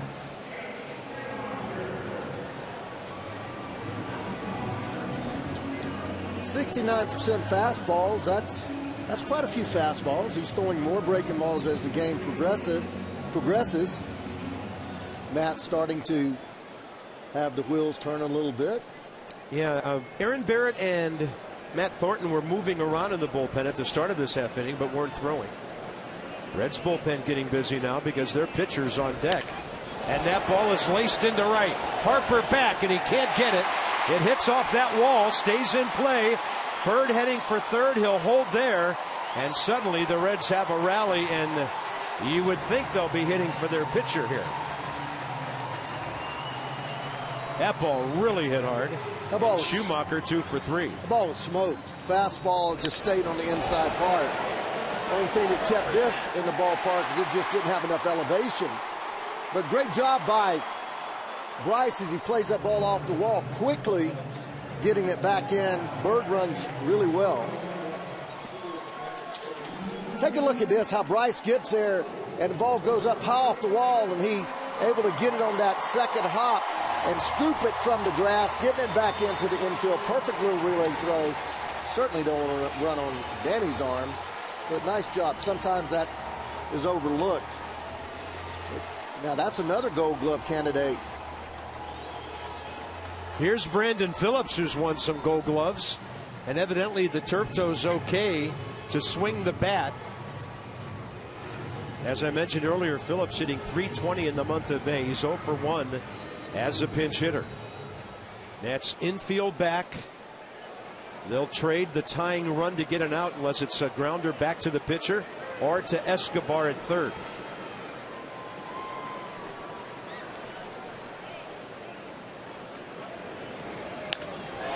Fly ball to left. He didn't get a lot of it, but that should be enough to tie the game. Taylor with a bullet home, and Ramos couldn't hold on. It's a 2-2 game. Some kind of throw by Michael A. Taylor. And the runner, Bird, gets up, not feeling too good after that.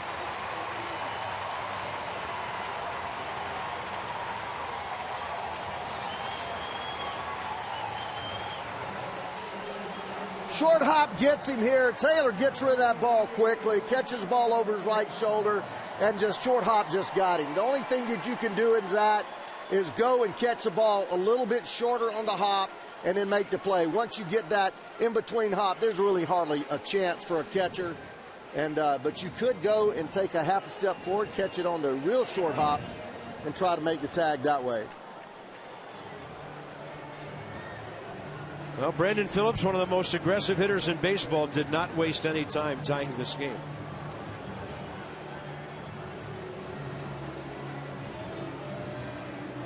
Taylor Jordan still has a chance to get out of this by giving up only 1 run in 5 innings. Aaron Barrett firing things up in the bullpen now.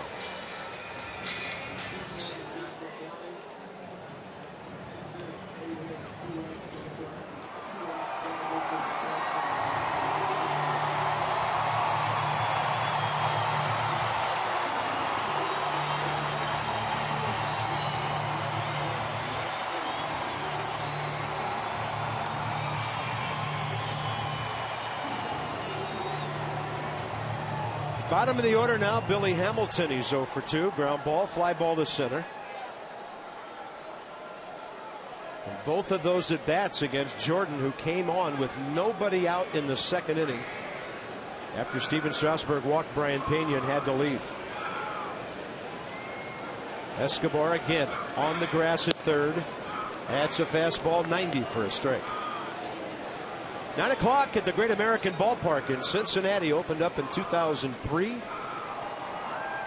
Skip Schumacher, his double sets up the sac fly that ties the game.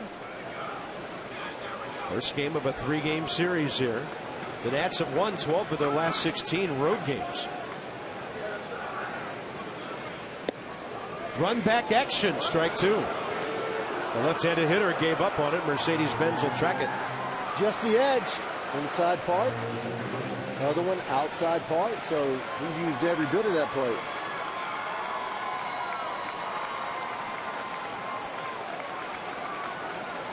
It's a big out to get here to get this game into the 7th inning. The Nats, by the way, have the top of the order due up.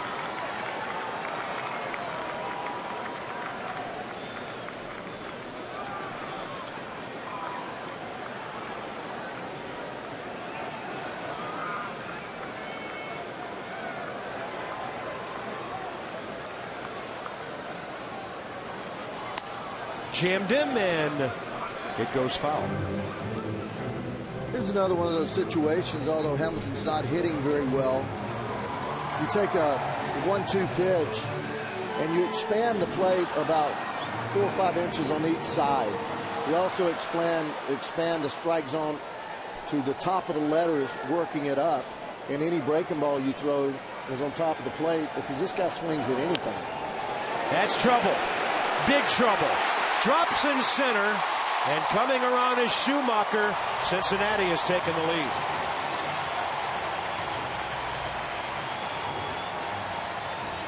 Billy Hamilton, 12th RBI of the year, putting the ball in play.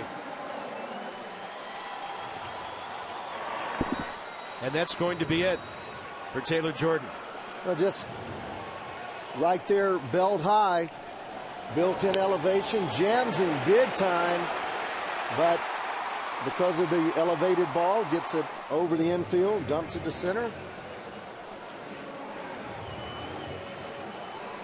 Well, Taylor Jordan had it going on tonight until this inning. The one-out walk to Marlon Birdhurt.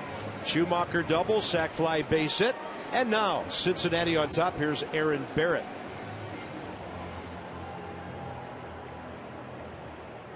Presented by authority of the Washington Nationals and may not be reproduced or retransmitted in any form.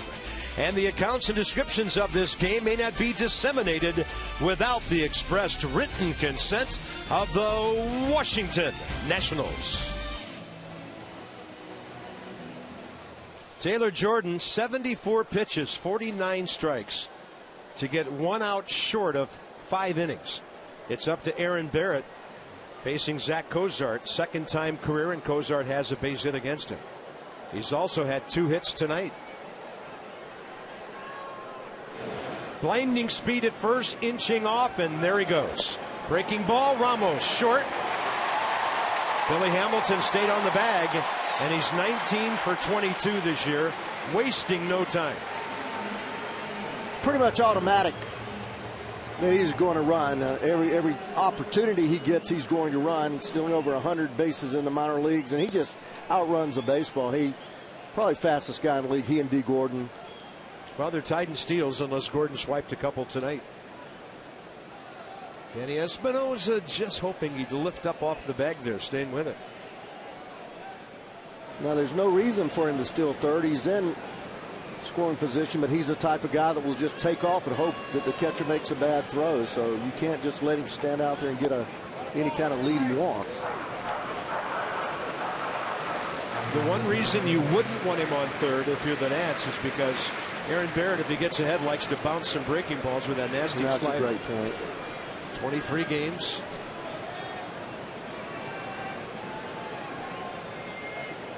Yeah, right-handers actually hitting better off him than the lefties. Runner at second base, 2 outs, 2 runs in for the Reds. 80% on the inherited runners stranded. He's going to be a big star in this game, I believe. He has that fastball and the slider that when he throws it correctly. Certainly, Bryant the other day hit it a long way, but he hung that. And as he has more experience, he'll learn to bury that slider. That's another hanger. Yeah. Aaron's leaving that slider up too high. Denard Span has no chance. Cut off by Zimmerman. It's a 3-run Cincinnati rally in the 6th inning. And all those runs will be charged to Taylor Jordan, and the book is closed on him. And this ball just spins in there. Just, you've seen him throw so many good sliders that are just left-handed turn, and that ball has a lot of spin on it, but he starts it too far inside and leaves the ball right down the middle of the plate. He must start the ball outside third, working his way off the corner of the plate.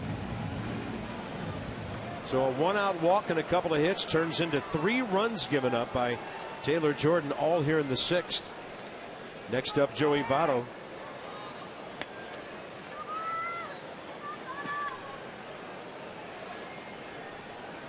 Joey Votto facing Barrett for the first time.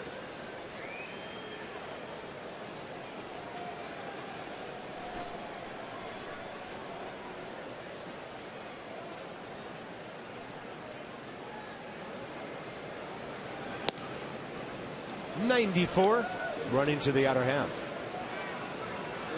So Jordan goes 4 2/3, 6 hits, 3 runs, 2 walks, a strikeout, a wild pitch, 74 pitches, 49 strikes. And the Nats now down by 2.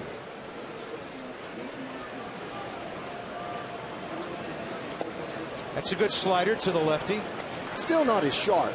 Yeah. You know, it's a good strike, but still not that sharp slider that we are used to seeing from Aaron. Sometimes you try to throw it too hard and it loses its bite.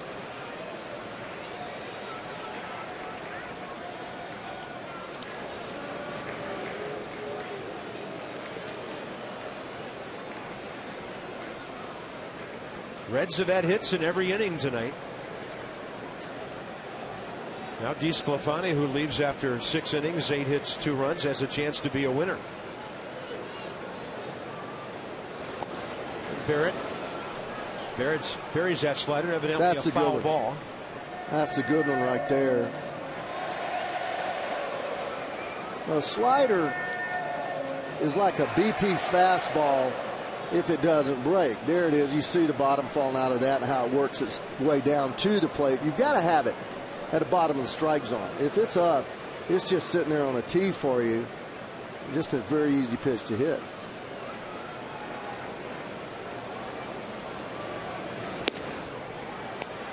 That was a changeup at 81. Well, he doesn't throw any of them, does he? I'm a little surprised. You're right.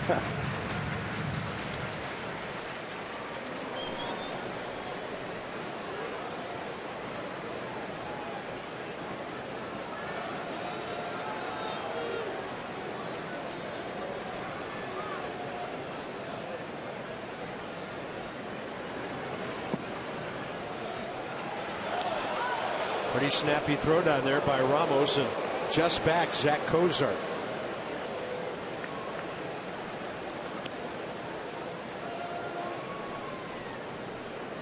Well, this ball's down in the dirt and he picks it. He looks at him and just kind of just all arm as Cozart leans the other way. If he comes up gunning it down there, he has him, doesn't he?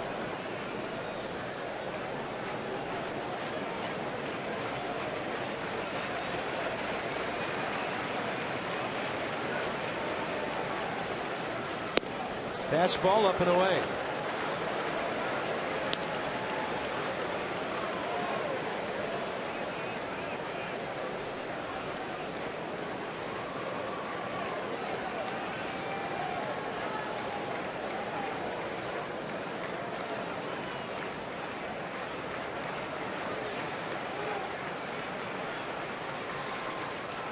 Runner on the move, strike 3. Votto tosses the bat away and just now looks back at the umpire. So Joey Votto taking the inning over for the Reds. Parlay 3 hits, a walk and a sac fly into a 2-run lead. Denard Span coming up shortly.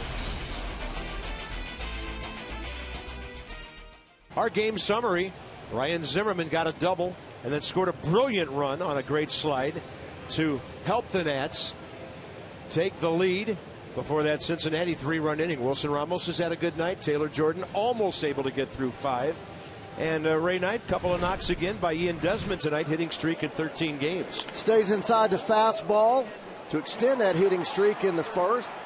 And then taps 1 to third, infield single that drove in a run. 2 knocks. That's it. His batting average keeps going northward. 31-year-old right-hander, 6'4", 278, Jumbo Diaz. Well, they named him right. That's a big boy right there. 3.27 ERA this month. This is interesting for a reliever. Diaz has given up 9 of his 13 runs this year on home runs. So Denard Span steps in. He's got a real live arm, Bobby. He could get that fastball up 95. It's fairly straight, though. That's where the home runs come from. Guys just get it going, and there it is at 98. He'll settle in about 95, 96. See the ground ball outs. It's a pretty good ratio right there. And Denard Span, one career plate appearance against him. It was a base on balls. 1-0 count. He'll turn his back on that, and the ball will run back over the inside corner. You talked about the consistency of Jerry Meals. He's been giving the right-handers that running fastball all night. Yeah, he is. He's definitely a pitcher's umpire. Been around a long time. He doesn't go crazy with his calls, but if that thing's borderline, it's going to generally go to the pitcher. We've seen it time and time again tonight. 1-1 to Span. Way inside.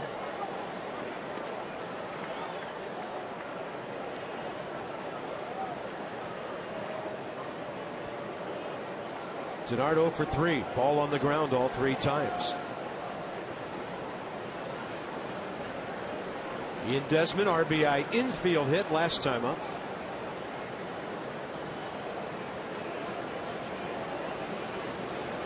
Span up the middle, hitless no more. Nationals have 6 hits now in the last 3 innings. And Ian Desmond has a couple of those. Doesn't matter how hard you throw. This is 97 miles an hour. This kid can flat out hit, can't he?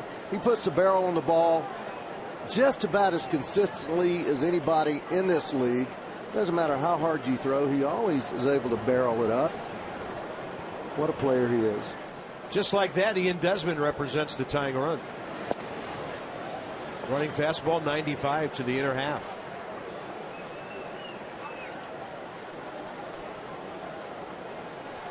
So Desmond continues to pile up the hits. He's now 19 for 52 during his hitting streak, batting .365. That's a good take on a pitch boring down and in on him. Funny catch there by Pena. That tells you that fastball's got some action to it. Late action. Looks like more running action away from left-handers into right-handers. And then the pitch that he threw to Spanny was straight. So that was Tony Cingrani throwing in the Cincinnati bullpen, one of their 3 left-handed pitchers. You might be interested to know that Jason Marquis, a former Nat, and there's Blake Trinan, was rumored to be the starter on Sunday, but he's in the Reds bullpen right now. Runner on the move, and Desmond fouls it back. So there's Matt Williams getting a runner started, down by 2. Washington, D.C. Lexus dealers, $250 to the Children's National Health System for every homer a Nats player hits this year. Lexus, the pursuit of perfection, as our production crew tries to channel a long ball here. I think we'll see more runners on the move as the season progresses. You know, without Rendon in that lineup, and you don't want to get runners thrown out, but this guy is so slow to the plate, so elongated, big arm action. So he's not very difficult to run on at all. Pena, a very average thrower, pretty accurate.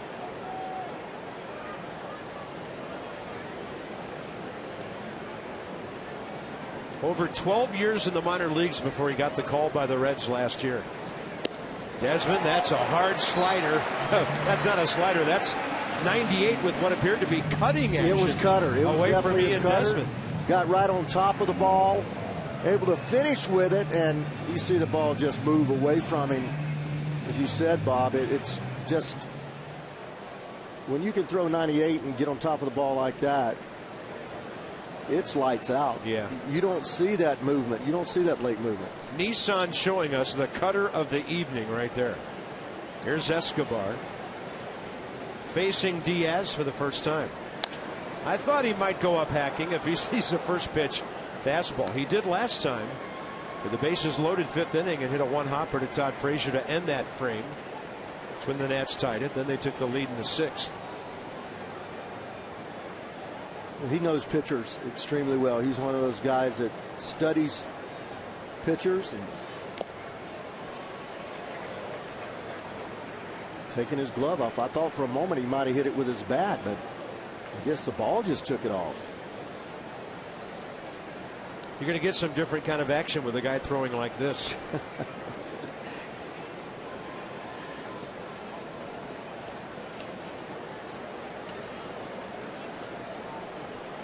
great arms in that bullpen. This guy throwing 98. And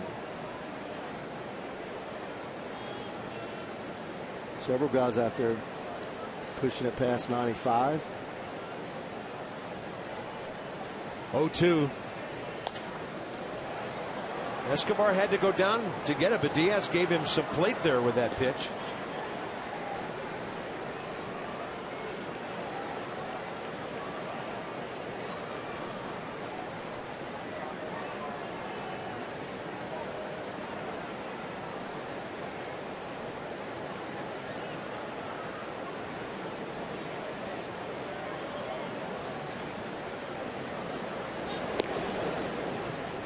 Denard Span this year 3 for 3.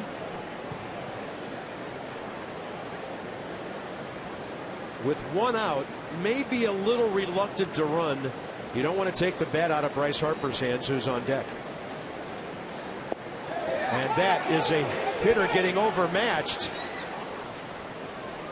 Escobar cannot advance because first base was occupied, but Span can, and he's down to second base on the wild pitch strikeout.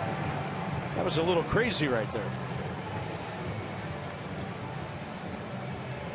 Using the whole field with power, Ray Knight, Bryce Harper.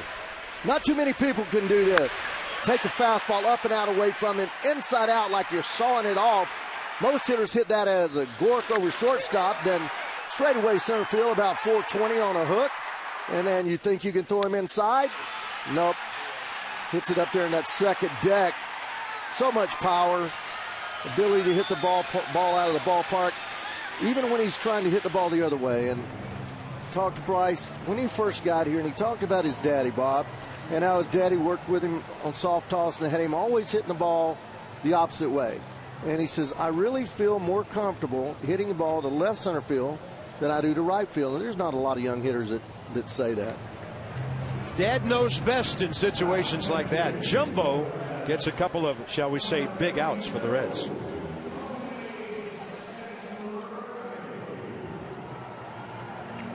Hitter Tony Cingrani. He's had 3 different appearances this year when he's thrown more than an inning. Actually 2 innings and then 2 others where he's thrown an inning and a third. So the left-hander against Bryce Harper, maybe the one number here that means the most is that these two have faced each other 3 times. Cingrani has struck out Bryce twice and got him on a ground ball the other time. He throws a lot of breaking balls generally to left-handers when he was a starter. I haven't seen him much out of the pen, but let's see if he stays with that breaking ball mentality. Yeah, 18 starts 2 years ago, 11 last year.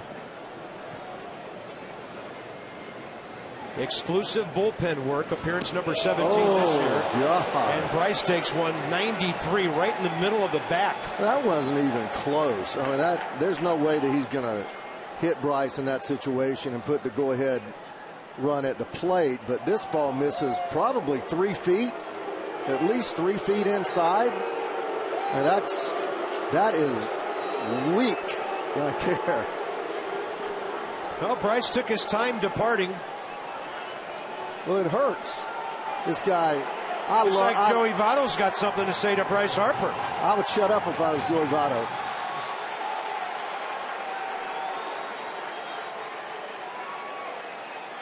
Bryce is handling this a lot more maturely than the older veteran is right now. Well, you just don't get involved in that. You just don't get involved in that. I mean, it hurts. I don't care. It's just a reaction. You don't necessarily know he's throwing at you, but the fact is it's 95 hitting you in the back. You know, Andy Fletcher's just standing there. At some point, the umpires have to say, okay, let's go. He just did clap his hands.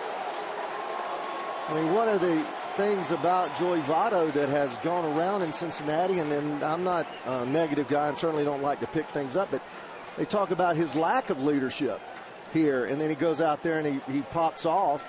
I don't mind a player protecting a pitcher, but Bryce isn't doing anything right now but expressing that anger, and that's coming only from the fact that ball hurts. 2 on, 2 out here. Cingrani stays and faces Ryan Zimmerman, and it's their first career matchup. Yeah, we were told coming into this weekend by a lot of people who see the Reds every day that this team has no life, no spark. Joey Votto picks that time to provide some spark. I heard a story the other day that they were rallying in the late innings against Colorado, and 3/4 of the team was still sitting on the bench, maybe a couple of guys up on the front rail. While on the other side of the diamond, all the Rockies, a last place team, were up on the rail. Yeah, sometimes you get a makeup on a ball club that you have very passive people. I like expressiveness. That's why, not only because of his ability and all the things he can do, but you got to like Bryce's energy and his intensity. It just brings something to the ball club. I mean, every time that you see Max Scherzer, you get pumped up. Sure. I mean, and there's a lot of positives when you have some energy. 1-2 to Ryan Zimmerman. Line drive right at Joey Votto. And he's the hero of the moment in Cincinnati. He's also hit a home run tonight. And so we arrive at the Hyundai 7th inning stretch. Nats frustrated. They have stranded 9 runners tonight. You by your local BMW centers and by visitannapolis.org. Find the Chesapeake experience at visitannapolis.org.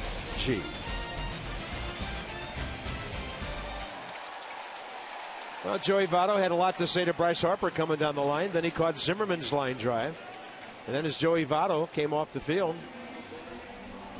getting some love. Yeah, Billy Hatcher. Yeah, Billy was a fiery guy. He's like, he was. I'm probably glad to see some of that in my guys, says Billy Hatcher. I would be doing the same thing if I were a coach, and that's what you want from probably your best player. Blake Trinan takes over, bottom of the 7th inning. First time Todd Frazier sees him, and that 97 comes running right in.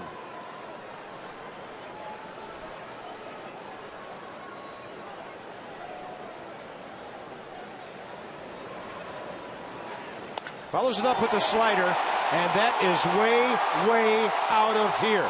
Upper deck.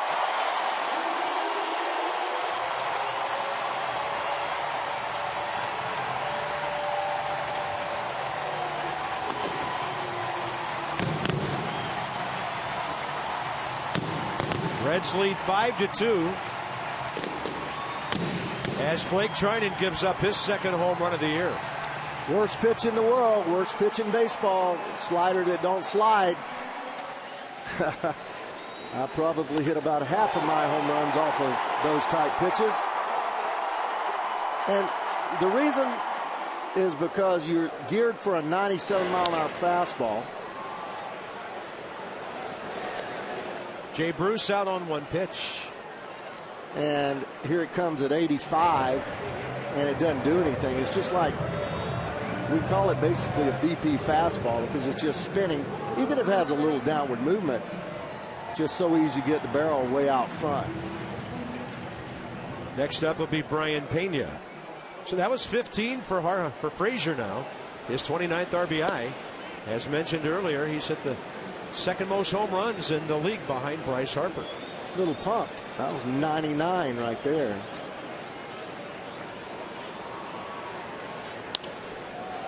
How about that?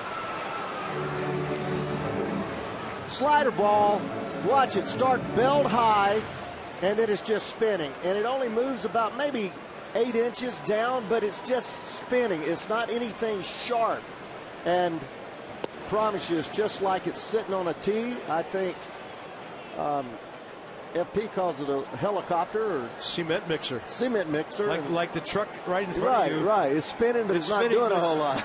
Not going anywhere. No. Yeah. By the way, that homer by Todd Frazier measured at 428 feet.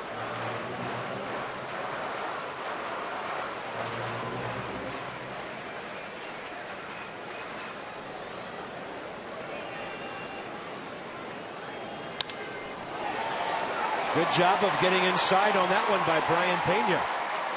Just lining it up the middle. He's on for the second time tonight.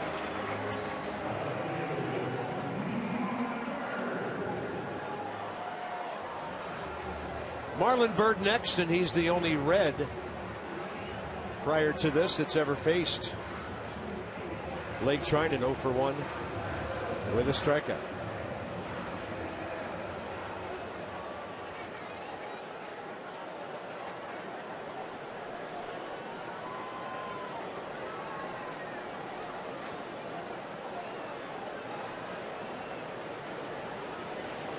You know, I know what the Cincinnati announcers were saying last half inning. Why would our guy hit Bryce Harper in a 2-run game? Oh, you know Marty Brenneman's saying that. Yeah, you know, so there's always two sides to every story. But Ray, when it's in the middle of a guy's back, that's when, you know, thoughts start wandering a bit. I think what happens there, a guy like Cingrani, first base open, he's not in any way in a ball game you got a 2-run lead trying to hit him. But what he's thinking, and I'm going to bust it inside, I'm going to bust him inside. And he throws as hard as he can. And if it gets away, it gets away. But not something intentional. But as a hitter, again, you're going to react. I reacted one time to Nolan Ryan that way. And I didn't react anymore. Because you didn't go out there, did you? No, I did. I mean, no, I got hit and I went to first. Yeah. And then I was yelling at him from second. Escobar, Espinosa. And the Nats couldn't get Marlon Byrd, who still runs very well at the age of 37. I was yelling at him from second. He just turned around and just looked at me and stared at me.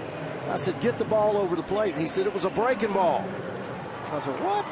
To myself, Alan Ashby was the catcher. I come back up the next time and he said, Ray, why are you so ticked off? That was a breaking ball. I said, I don't care what it was. It hurt. The next pitch, Nolan threw one right up under my neck. And I said, well, that's about 100. I'm going to shut up because you're not going to win that battle as a hitter. Not with him. No. Just ask Robin Ventura that one night when he chose to go out there. Although you would have been a better matchup than Robin. I wasn't worried about going out there. I just didn't want to get hit by that thing again. 1 ball, 1 strike to Schumacher, who's had a good night. His double was the key hit that got that 3-run rally going last inning. They had 1 on 1 out with a walk. He doubled over Bryce Harper's head, and the Reds went on from there.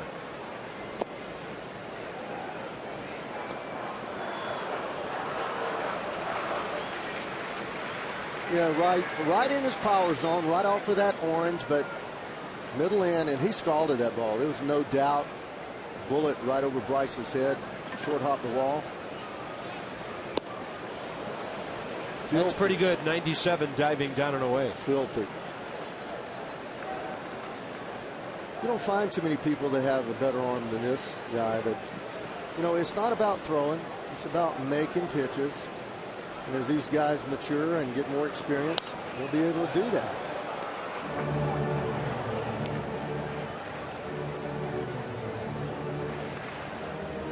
Schumacher out of UC Santa Barbara.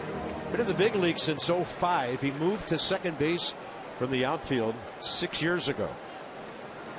2 balls, 2 strikes. 263 with the Dodgers 2 years ago, and 235 with the Reds. He was hurt last year. That's low and away. 3-2.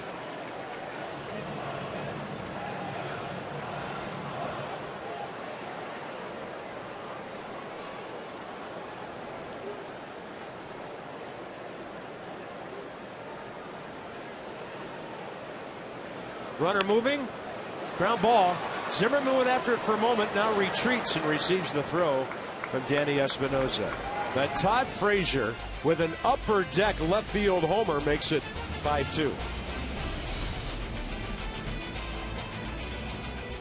Career against the Reds 2-1 with a 1.06 ERA, looking for his 5th win this year.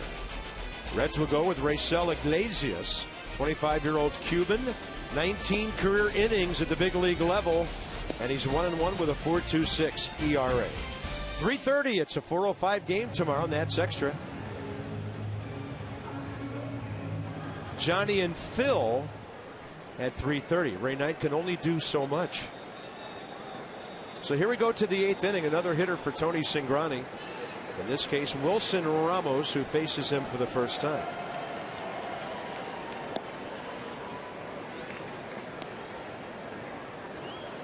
Ramos a 2-hit night. Double in the 5th, RBI single in the 6th.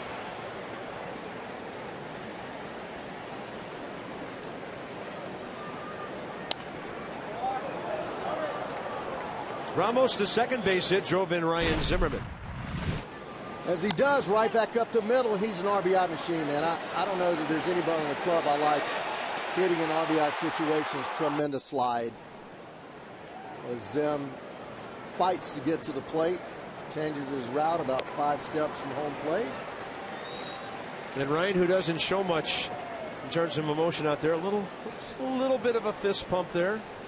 That gave the Nats a short-lived 2-1 lead. Reds got 3 in the 6th. The Frazier homer leading off the 7th. Ramos high in the air to right. It'll play for Jay Bruce. Nats are running out of outs. 5 more. The Potomac Nationals back in Woodbridge now through next Tuesday.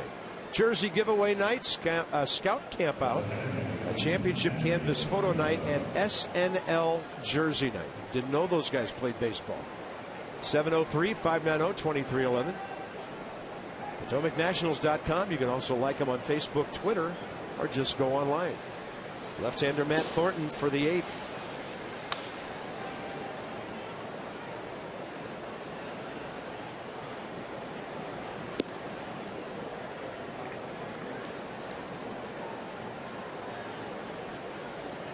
Danny Espinosa against Cingrani, career 1 for 3 with a double. All over the place. He's not throwing 2 pitches in the same location thus far.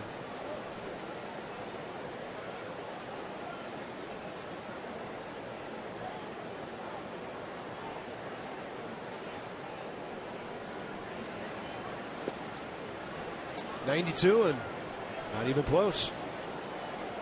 Right-hander J.J. Hoover for the Reds. Taylor's next. Then the Nats, if the inning continues, would hit for Blake Trinan.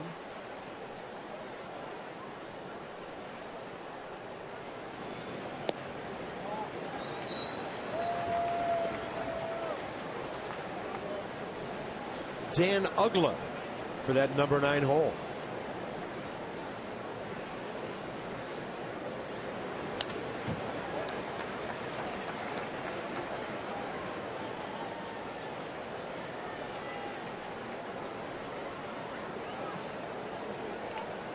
Cingrani just 2-8, 13 games, 11 starts last year.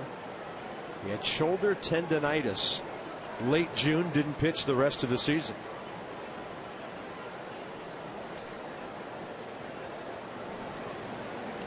Espinosa takes it up and in. Nats have a base runner and they need a couple more. Michael Taylor stepping in, 0 for 1, couple of walks tonight. Dan has more. Bob, Taylor's had some big hits for this Nats ball club, but he's been struggling a little bit of late. Over his last 9 games, including today, 1 for 21 with 10 strikeouts. Matt Williams said the key for Taylor, as it is for most young players, is swinging at strikes. He needs to get the opposing pitcher in the zone and give himself good pitches to hit. Well, he doesn't represent the tying run. His job to get on base, and then Dan Ugla is next. Taylor goes up swinging at 91 and took a pretty good rep. Good pitch to hit. Well, he can hit a fastball. His bat is as quick as anyone's, and I agree 100%. To be a good major league hitter and hit for average, you've got to get good balls to hit. You have to learn what pitches you can handle, lay off of that pitch, even if it's a strike. Lay off of it until you get 2 strikes. Know what your strength is, play to that. Figure out what your weakness is, because all hitters have them, and try to stay off of those pitches. I tell you, Cingrani comes very close. That looked like a ball. To stepping more to home than he does to first. That was weird. It was supposed to, there's a 45-foot angle there, but 45-degree angle.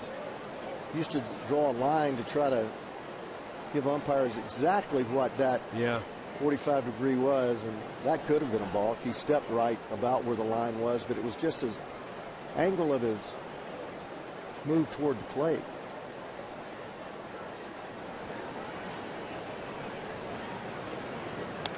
Taylor with a big-time rip at 91. And they can't really draw a line on the mound because different guys pitch from different sides of the rubber. Absolutely. Totally changing that angle. I heard you make that point one other time, Bob, and it's so true. They tried to draw a line, and then they realized that Well, the angle changes as you said. The pitcher moves to the first base side of the rubber, third base side of the rubber. But getting back to hitting, Michael Taylor just missed 2 good hittable pitches. And that's going to ring him up as he takes strike 3. So we'll see if Cingrani stays now that Dan Uggla does not represent the tying run. And there's that expanding strike zone that we talked about. That's a little too much there. That's 2 balls. I don't like that call.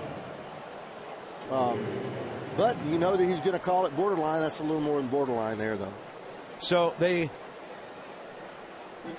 Reds, no tying run in play here.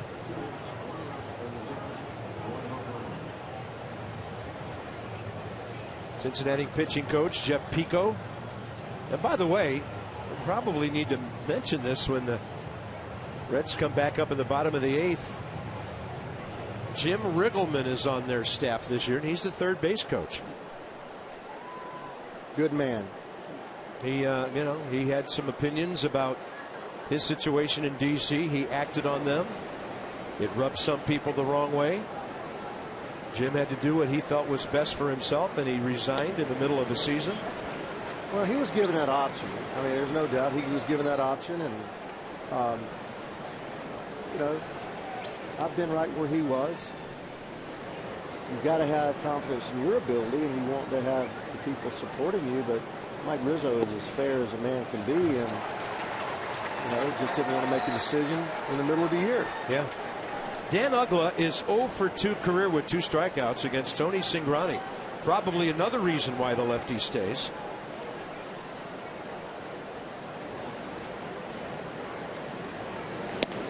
Kind of interesting that Uggla, who spends a lot of time on the bench, has only had 3 pinch hitting appearances. Usually when he plays, he's got the start. He's 1 for 3 as a pinch hitter. And the count's 1-2.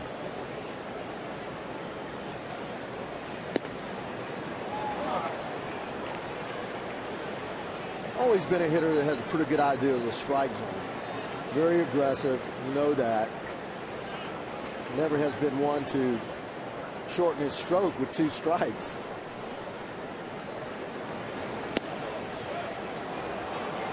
Three and 2, and Danny Espinosa will get a head start here. A runner aboard, 2 outs, top of the 8th. The Nationals are down 5-2. Goes without saying, a huge pitch right here. You get this runner on base, and lefty Span on deck. And Uggla airing 1 out.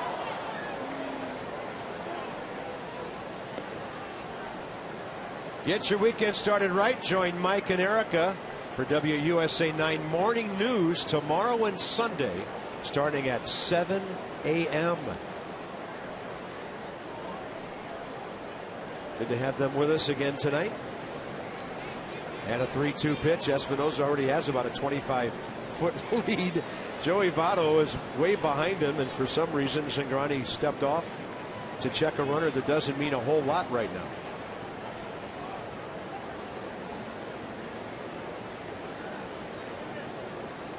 (3-2). Uggla looked like he checked, and he did. Checked it. 2 on. And now Denard Span does represent the tying run, but it's a lefty-lefty matchup. You see that he got it right. He started big, strong hands. That barrel laid off, never got anywhere near the front of the plate, and I found that is about where they look. In front of the plate, the bat passes the front edge of the plate. That puts it in fair territory if it does. Right. That's the way an umpire explained it to me one time. He said, if I'm down at first base and I see the bat pointing at me for that split second, it's across the plate or at least in fair territory, and I ring him up. Well, that's the way I think they should look at it. So here's Denard Span. Of course, some guys are deep in the box and some guys aren't too. Up and in. Certainly this is Cingrani's last batter, no matter what happens, because Desmond is next. Denard's been great with runners in scoring position.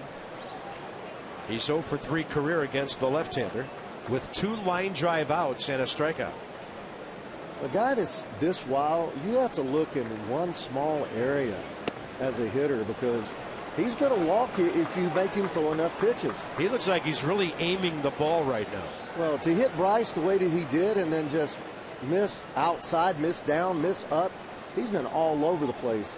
So that tells me that his rhythm is way off. His release point is never the same, because he can't throw the ball in the same spot twice, as my dad would say, to save his life.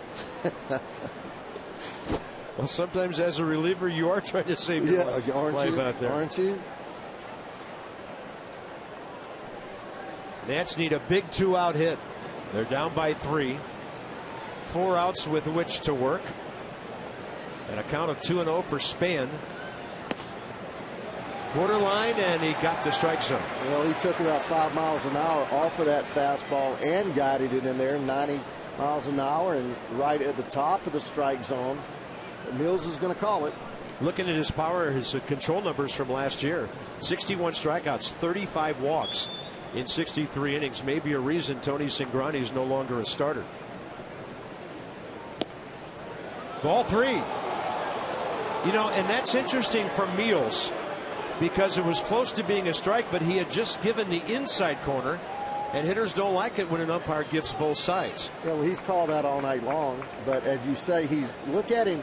Look how he's setting up right way over the inside corner of the plate, way in there. So he may just peek at that ball outside. Look how he sits over the inside corner.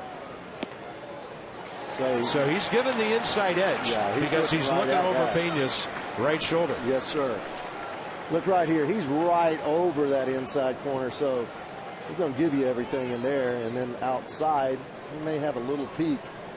Well, Denard, if this thing is in any quadrant of the strike zone, has to be hacking. Merry-go-round. And Span will pop it up straight back. And out of play.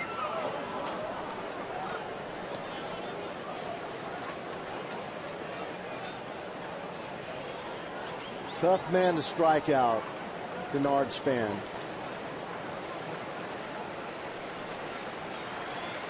Well, on the year, Span has struck out 13 times in 130 plate appearances. Fans coming alive. So he's making contact 90% of the time this year. Crowd of 28,877 watching. A long inning for their left-hander. And he just walks Denard Span, and he's walked the bases loaded, and he'll be leaving.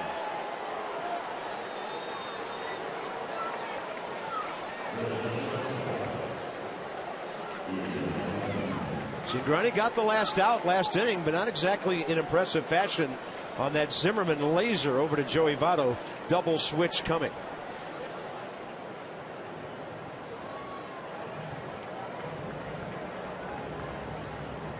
Right-handed matchup in a moment, after we tell you that you can follow the Nats all season. MLB.com at bat, the #1 app for live baseball. Up to the moment, in-game highlights, live look-ins, replay reviews, radio broadcast, StatCast. MLB.com. Get it for your smartphone or your tablet. Christopher Negron takes over, and he'll be batting 8th for the pitcher at second base on the double switch. And right-hander J.J. Hoover takes over here. 19 innings, 15 strikeouts, but he's walked 11 guys. So obviously this Cincinnati bullpen has had some control issues. Well, they have, and they've got great arms out there in Cingrani, Diaz, Chapman. Hoover more of a finesser. He can get the ball up there, 92, 93, but he throws a lot of sliders, curveball. Ian Desmond, slider. The Nats shortstop, 2 for 7 career against him.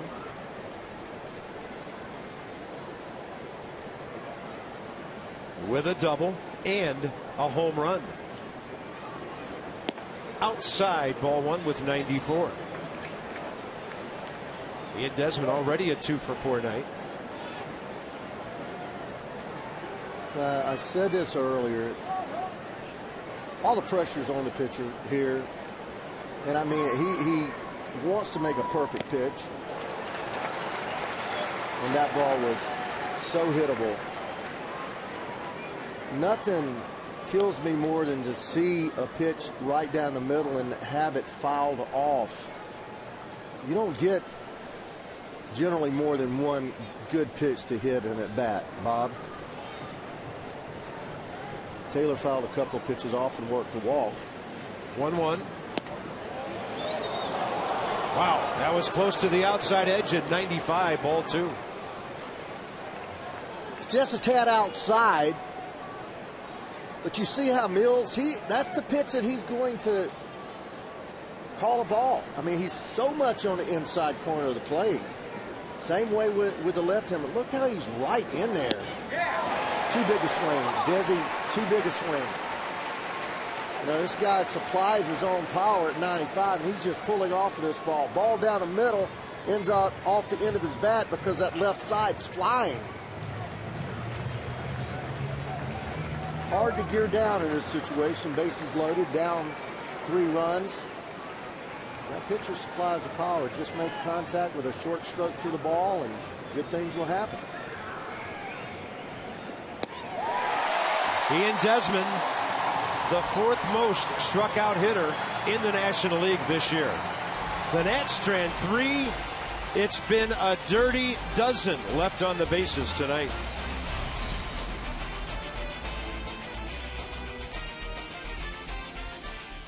The inning of this thing so far, and the T-Mobile game changer goes to Billy Hamilton. Single to center field as he fights off a fastball up, drives in Schumacher, and then right behind that, steals second base easily, tied for the league lead with D. Gordon at that moment, and then Cozart scores him from second as he easily beats the throw to Denard. Denard not even having a shot, but that's what he can do, man. He can disrupt the game if he can just get on base for you. Matt Thornton takes over for the Nats here. 19th appearance, 2.31 ERA. And he faces Christopher Negron, who came in on the double switch and is now batting number 8 in the pitcher's spot. Billy Hamilton to follow, and then Zack Cozart, bottom 8. Great acquisition right here by Mike Rizzo. A guy that had started to languish a little bit in the big leagues, a kind of a journeyman guy, but he's certainly been impressive here with the Nationals in the late innings. And he was ripping on 2-0, wasn't Negron. 29-year-old outfielder from New Jersey.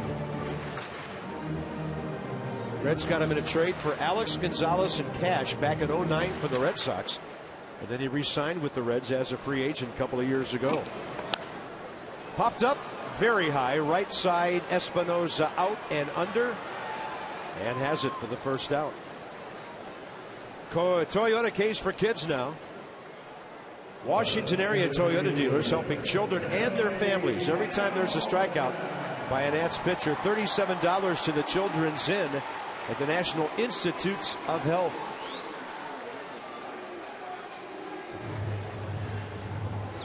Billy Hamilton, that RBI hit. It was a tie game when he drove in that run 2 innings ago. Facing Thornton for the first time.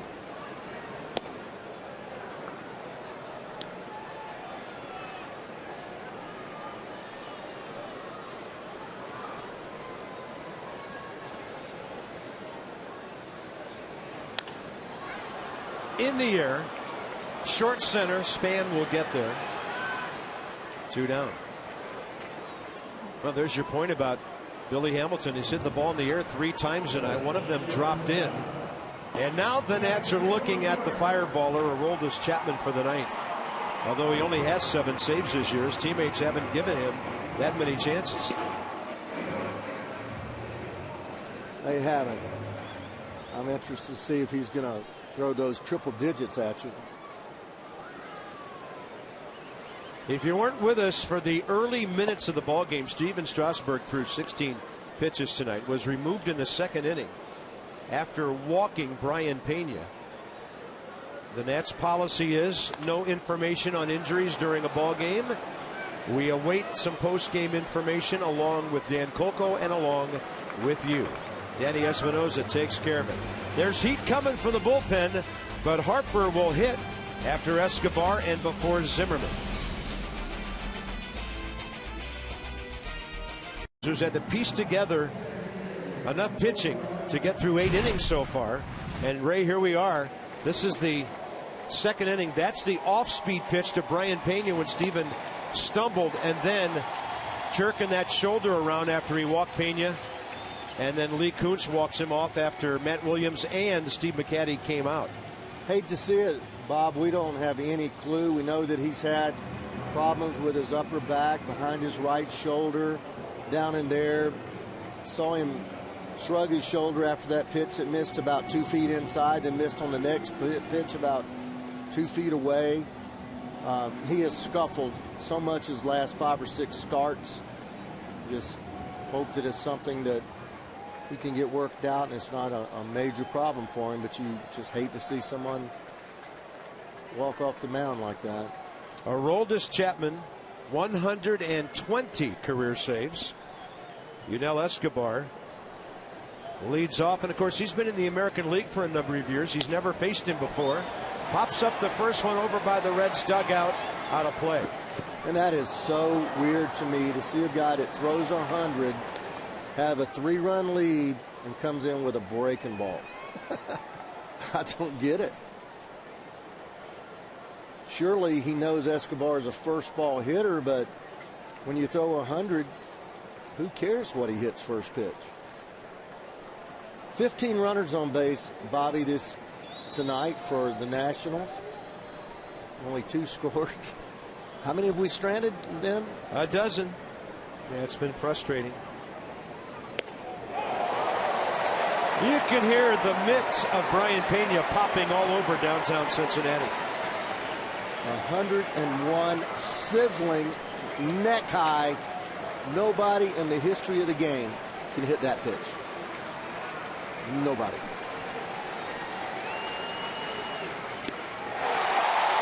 Not up there.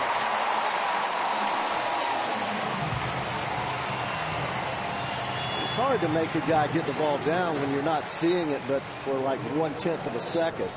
There's some serious juice, ladies and gentlemen. He did nick it, but there is no chance. These Reds, if they ever get a chance to have a lead, they have a bullpen that looks like they might be able to hold it a little while, but dang, with Hoover and Diaz and Cingrani and now Chapman, all of them throwing 95 to 101. And Bryce had a good rip. He was booed loudly as he stepped in a moment ago. Pete Rose used to talk about that booing. He loved it. It shows respect. They're scared of you. They recognize you, especially if you're away. Now, if they start booing you at home, you might have a problem. Yeah. Bryce is 0 for 3 career with 3 strikeouts against Aroldis Chapman.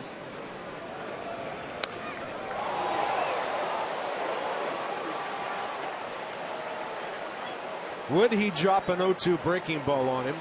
That's extra 3:30 tomorrow. Gio Gonzalez against rookie Raisel Iglesias. Well, he's giving you a chance if he throws you the breaking ball. I mean, he gives you a chance at 91. You have a chance at 101 neck high. You don't have a chance at there.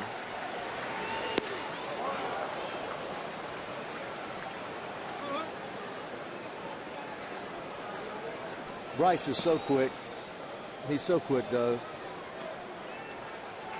Throw it out away from him. He has a chance. It doesn't matter who you are, but you got to lay off of it. Bryce Harper base hit. There you go. So he refuses to go 0 for tonight. He gets on base his last 2 times up. And maybe that plants a seed in your dugout that, hey, we can get a hit against this guy. Well, you know, you get the ball down, you start the bat soon enough, you're gonna catch up with it. You can't catch up with it though if it's chest high or above. But nobody ever threw it hard enough to throw it by a really good major league hitter if it's down the middle of the plate. And Bryce certainly is that. Ryan Zimmerman's 1 for 3 career against Chapman. Changeup, 85. Oh, that's funny. It's funny to meet you and throw a changeup. Isn't it to you? Or is it just me? You know, even when you're on the other side, you kind of want to see the fastball on every pitch. Well, when you got one in Bless like that, you know, certainly you work on pitches and trying to have something else to go to. But like that 87, that gives you a chance. Yeah, and Ryan was way out ahead of it. So he's seen 2 off-speed pitches here. 1 out, top of the 9th. The Nationals need another base runner and then somebody to pop one. Wilson Ramos is on deck. He's 2 for 4 tonight. Zimmerman 1 for 4 with a right center field double back in the 6th inning.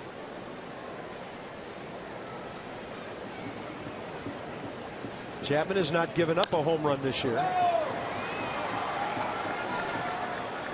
I just think it as a hitter, there's so many guys that threw hard out of the bullpen back when I played. I think of the great Lee Smith. With all those saves, he threw about 100, and he'd throw you a slider almost to every at bat. And man, I was so happy to see that slider. 1-2 to Zimmerman. Another off-speed pitch, 2 down. That's the changeup, isn't it? Yeah. That's a good one. I mean, you throw 101 and then that kind of changeup.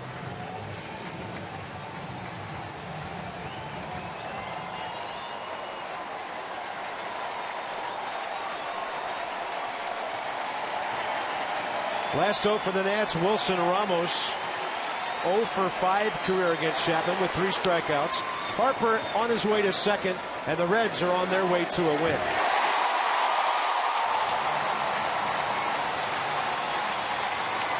Rough night for Matt Williams to manage a ball game when his starter retired 3 batters and had to be removed because of an injury. The Reds take game 1 5-2, a rare Nats loss on the road.